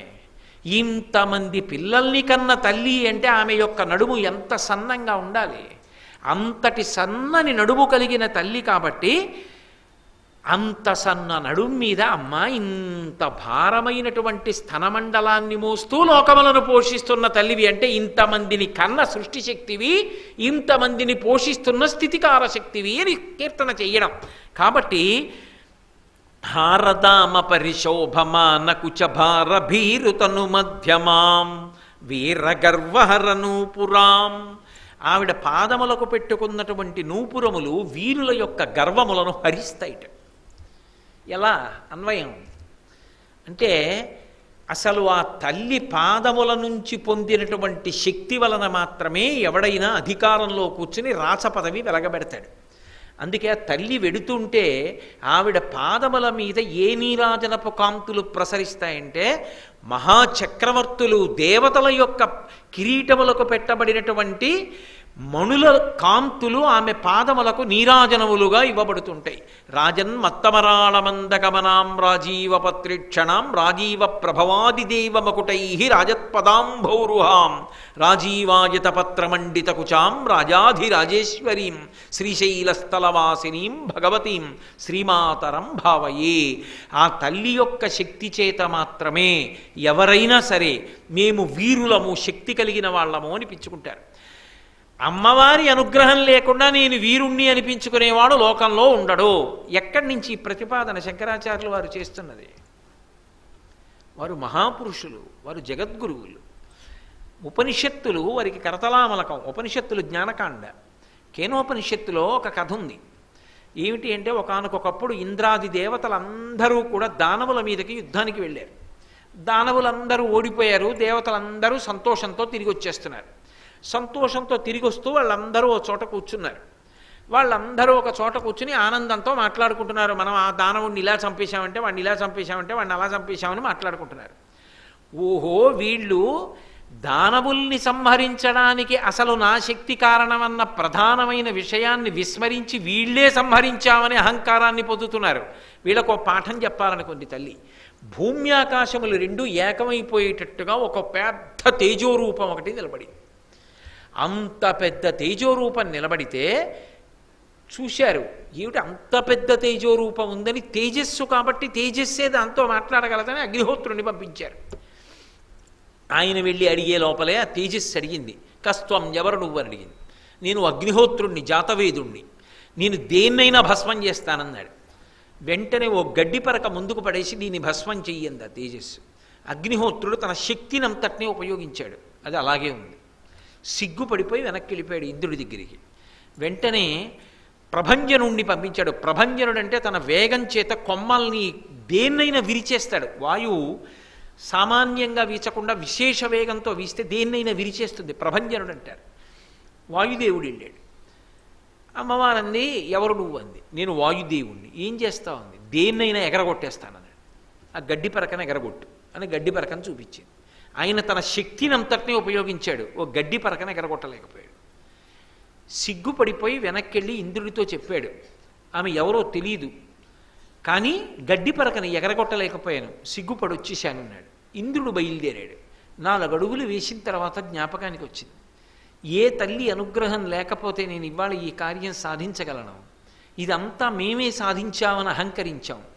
నాకు పాఠం నేర్పడానికి శక్తులకు శక్తి అయిన ఆదిశక్తి అయిన ఆ జగదంబ ఇట్లా నాకు పాఠం చెప్తోంది అని చెప్పి ఆయన వెంటనే నమస్కారం చేసి స్తోత్రం చేశాడు. అప్పుడే ఉమ జ్ఞానప్రసూనాంబగా శ్రీకాళహస్తిలో ఆవిర్భవించింది. ఎక్కడ దేవతలకి పాఠం చెప్పిందో ఆ క్షేత్రమే శ్రీకాళహస్తి, జ్ఞానప్రసూనాంబగా వెలిసింది ఉమ అని ఉపనిషత్తుల్లో. అప్పుడు ఇంద్రుడికి పాఠం చెప్పి శక్తులకు శక్తిని నేనిచ్చిన శక్తితో మీరు గెలిచారని చెప్తే అమ్మవారికి నమస్కారం చేసి వచ్చాడు. మేము ఇంతటి వీరులము అని ఏ విషయంలో ఎవరు మాట్లాడినా ఆ విభూతికి కారణం ఎవరు అంటే అమ్మవారు. అది మరిచిపోయి నేను ఇంతటి వాణ్ణి అన్నవాడి యొక్క వైభవం ఆవిడ యొక్క అనుగ్రహం తొలగగానే పడిపోతాడు. అది నిలబడడానికి కారణం ఏమిటి అంటే ఆ తల్లి యొక్క స్మరణమే. అమ్మా ఇది నీ అనుగ్రహం అన్ననాళ్ళు వృద్ధిలోకి వస్తాడు. ఒకడికి గొప్ప ధారణ శక్తి ఉండొచ్చు, కానీ అది వాడిగా వచ్చింది కాదు, అది అమ్మవారి అనుగ్రహంగా వచ్చింది. ఒకడికి కవన శక్తి ఉంటుంది, ఒకరు అందంగా ఉంటారు, ఒకరు పొడుగ్గా ఉంటారు, ఒకరు బాగా పాట పాడతారు, ఒకరు బాగా యుద్ధం చేస్తారు, ఒకరు బాగా ప్రవచనం చేస్తారు, ఒకరు బాగా సేవ చేస్తారు, ఒకరు బాగా వేదం చదువుతారు, ఒకరు బాగా వాద్యాన్ని మ్రోగిస్తారు, ఒకరు బాగా అధికారాన్ని నిర్వహించి ఎంతోమందికి మేలు చేకూరుస్తారు. ఎవరు ఏది చేసినా ఆ వ్యక్తిలో ఆ విభూతిగా ప్రసరణాన్ని అనుగ్రహించి ఆ వ్యక్తి వృద్ధిలోకి వచ్చేటట్టు చేసినటువంటి తల్లి మాత్రం శక్తి స్వరూపంగా ఆమెయే. ఆమెని ఆరాధన చేసిన నాడు ఆ తల్లి అనుగ్రహిస్తుంది. అందుకే శారదా నవరాత్రుల్లో ఆయుధ పూజ చేస్తారు. ఆయుధ పూజ అంటే దాని అర్థం ఏదో వీరులైనటువంటి వాళ్ళు వాడేటటువంటి కత్తుల్ని, లేకపోతే డాలు, బల్యం, ధనస్సు, బాణములు వీటిని మాత్రమే పూజ చెయ్యాలి అని అనుకోకూడదు. ఆయుధము అంటే ఒక పురోహితుడు ఉన్నాడు అనుకోండి, ఆయనకి పంచాంగం ఆయుధం. ఒక ఇల్లాలు ఉందనుకోండి, ఆమెకి గరిటె ఆయుధం. ఆమె గరిటెతో బాగా పచనం చేసి పదార్థాన్ని భర్తకి పిల్లలకి పెడుతుంది. ఒక ప్రవచనం చేసేవాడు ఉన్నాడు అనుకోండి, వాడికి ఆర్షమైనటువంటి కావ్యములు పురాణములు ఆయనకు ఆయుధములు. ఒక విద్యార్థి ఉన్నాడు అనుకోండి, పాఠ్యగ్రంథములు ఆయనకు ఆయుధం. ఒక శిల్పికి ఉలి ఆయుధం, ఒక చిత్రకారుడికి కుంచె ఆయుధం. ఎవరు ఏ ప్రధానమైనటువంటి ఉపకరణాన్ని పట్టుకుని ప్రకాశిస్తున్నాడో, ఒక వంట బ్రాహ్మణుడు ఉన్నాడు అనుకోండి, ఆయనకి గరిటె ఆయన యొక్క ఉపకరణం. ఎవరు దేన్ని పట్టుకుని బ్రతుకుతున్నాడో అది ఆయనకు ఆయుధం. దాని ద్వారా సరస్వతి, లక్ష్మీ, శక్తి 3 ప్రసరణమై జీవితం నడుస్తోంది. అందుకే ఆయుధ పూజ అన్న రోజున ఎవరు చెయ్యాలి అన్న ప్రశ్న ఉండదు, అందరూ ఆయుధ పూజ చెయ్యవలసిందే, యథార్థం అంతే. శారదా నవరాత్రుల్లో ఆయుధ పూజ అన్న మాట ఎందుకు వచ్చిందంటే పిల్లల దగ్గర నుంచి పెద్దల వరకు స్త్రీలు పురుషులు అందరూ కూడా ఆ రోజున ప్రత్యేకంగా ఆయుధ పూజ చెయ్యాలి. అందుకే ఆ రోజున మనం సరస్వతీ పూజ అని విద్యార్థులకు పూజ చేయిస్తే గృహస్థులందరికీ కూడా ప్రత్యేకం ఒక పూజ చేయిస్తూ ఉంటాం. దానికి కారణం ఆ తల్లి అనుగ్రహమే అందరినీ కూడా నిలబెడుతోంది, అందరూ కూడా వృద్ధిలోకి వచ్చేటట్టుగా చేస్తోంది. అంతే తప్ప నా అంతవాణ్ణి నేను అని ఎవరు ఏ విభూతి విషయంలో అనుకున్నా సరే ఆవిడ ఒక్క క్షణం ఉపసంహారం చేసిందనుకోండి, అయిపోయిందంతే. ఆయన చాలా గొప్ప వైద్యుడు. నేను ఏదో ఆ పేరు మర్చిపోయాను కానీ జర్మనీలో ఒక పెద్ద కార్డియాలజిస్ట్, ఆయన ఎన్ని గుండె శస్త్రచికిత్సలు చేశాడు. ఆయన ఒకప్పుడు రామకృష్ణ మిషన్కి సంబంధించినటువంటి ఒక గురువు గారిని కలుసుకున్నాడు. కలుసుకున్న తర్వాత ఆయన ఒక పుస్తకం రాశాడు. నేను ఈత పూర్వం తెలుసుకోలేకపోయాను, ఆపరేషన్లు ఇన్ని సక్సెస్ఫుల్గా నేనే చేశాను అని చెప్పేవాడిని. నేను ఒకరోజు 3 గుండెలకి శస్త్రచికిత్సలు చేస్తే 2 విజయవంతమై 1 పోయినా పర్వాలేదని ఎన్నడూ చేయలేదు. 3 శస్త్రచికిత్సలు కూడా ఫలవంతంగా జరగాలని 3 ఆయుర్దాయంతో ఇంటికి వెళ్ళాలని చేశాను. 3 అంత శ్రద్ధగానూ చేశాను. కానీ ఒక్కొక్క నాడు 2 శస్త్రచికిత్సలే ఫలవంతమయ్యాయి, ఒక శస్త్రచికిత్స విఫలమైపోయింది. నాకు రామకృష్ణ మఠానికి చెందినటువంటి గురువుగారిని కలుసుకున్న తర్వాత ఒక విషయం అర్థమైంది. సమర్థత అదే ప్రకారంగా నేను చూపించినా ఒక దాంట్లో నేను ఫలవంతమవడానికి, ఒక దాంట్లో విఫలమవడానికి కారణము నా సమర్థత కాదు. అంతకన్నా పైన ఎవరో ఉన్నారు. వారు నాకు ఈ కీర్తిని కట్టబెట్టారు తప్ప వారి చేతిలో నా చేతిలోని కత్తిలా నేను పనిముట్టునని తెలుసుకున్నాను. ఇక పైన నేను చేతితో పట్టుకుని కోసినవి ఏవైనా సరే అన్నీ బ్రతకాలని ఆ దేవతకే నమస్కారం చేసి పెడుతున్నాను అన్నాడు. అది భక్తి.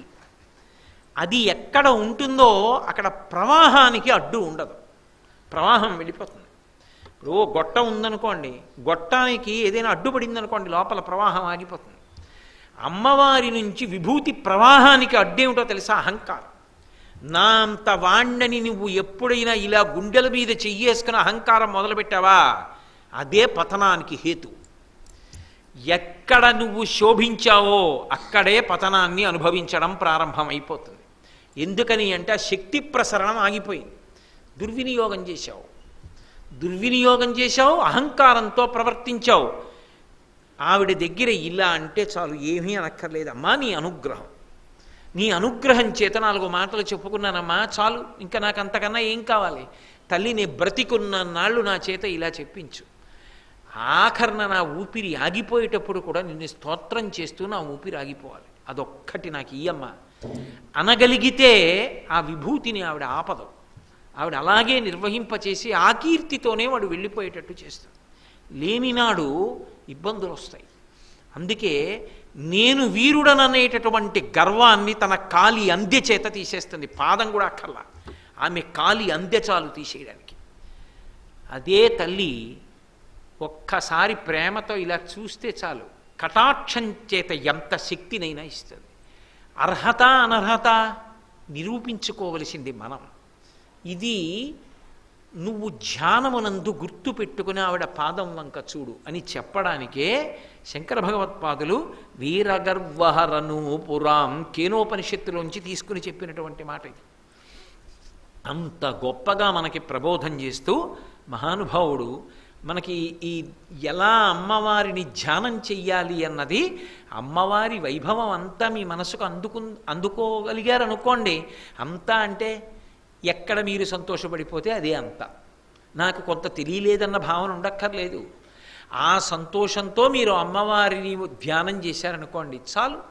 ఆవిడ ఎంత ఆనందపడిపోతుందో. ఏకశబ్ద సమ్యజ్ఞాత సృష్టప్రయుక్త స్వర్గే లోకే కామదుర్భవతి. కాబట్టి ఎంత తాపత్రయపడుతున్నారండి మన కోసం జగద్గురువులు. వివిధ కారణే శబరపీఠికాం మారవైరి సహచారిణి మనసి భావయామి పరదేవతాం. రేపు సాయంకాలం 6:30 కలుసుకున్నప్పుడు ఆ మిగిలిన విషయాన్ని నేను మీతో మనవి చేస్తాను. ఇప్పుడు మీరు దయచేసి అలాగే కూర్చుని ఉండండి. నేను ఒక ముఖ్యమైనటువంటి విషయాన్ని మీతో మనవి చేయవలసి ఉంది. ఒక ముఖ్యమైనటువంటి ఉత్సవాన్ని మీరు చూడవలసి ఉంది. మంగళాశాసనపరై మదాచార్య పురోగమై సర్వైశ్చ పూర్వైరాచార్యై సత్కృతాయాస్తు మంగళం. మంగళం కోసలేంద్రాయ మహనీయ గుణాత్మనే చక్రవర్తి తనూజాయ సర్వభౌమాయ మంగళం. ఉమాకాంతాయ కాంతాయ కామితార్థప్రదాయినే శ్రీగిరీశాయ దేవాయ మలినాథాయ మంగళం. సర్వం శ్రీ ఉమామహేశ్వర పరబ్రహ్మార్పణమస్తు. స్వస్తి.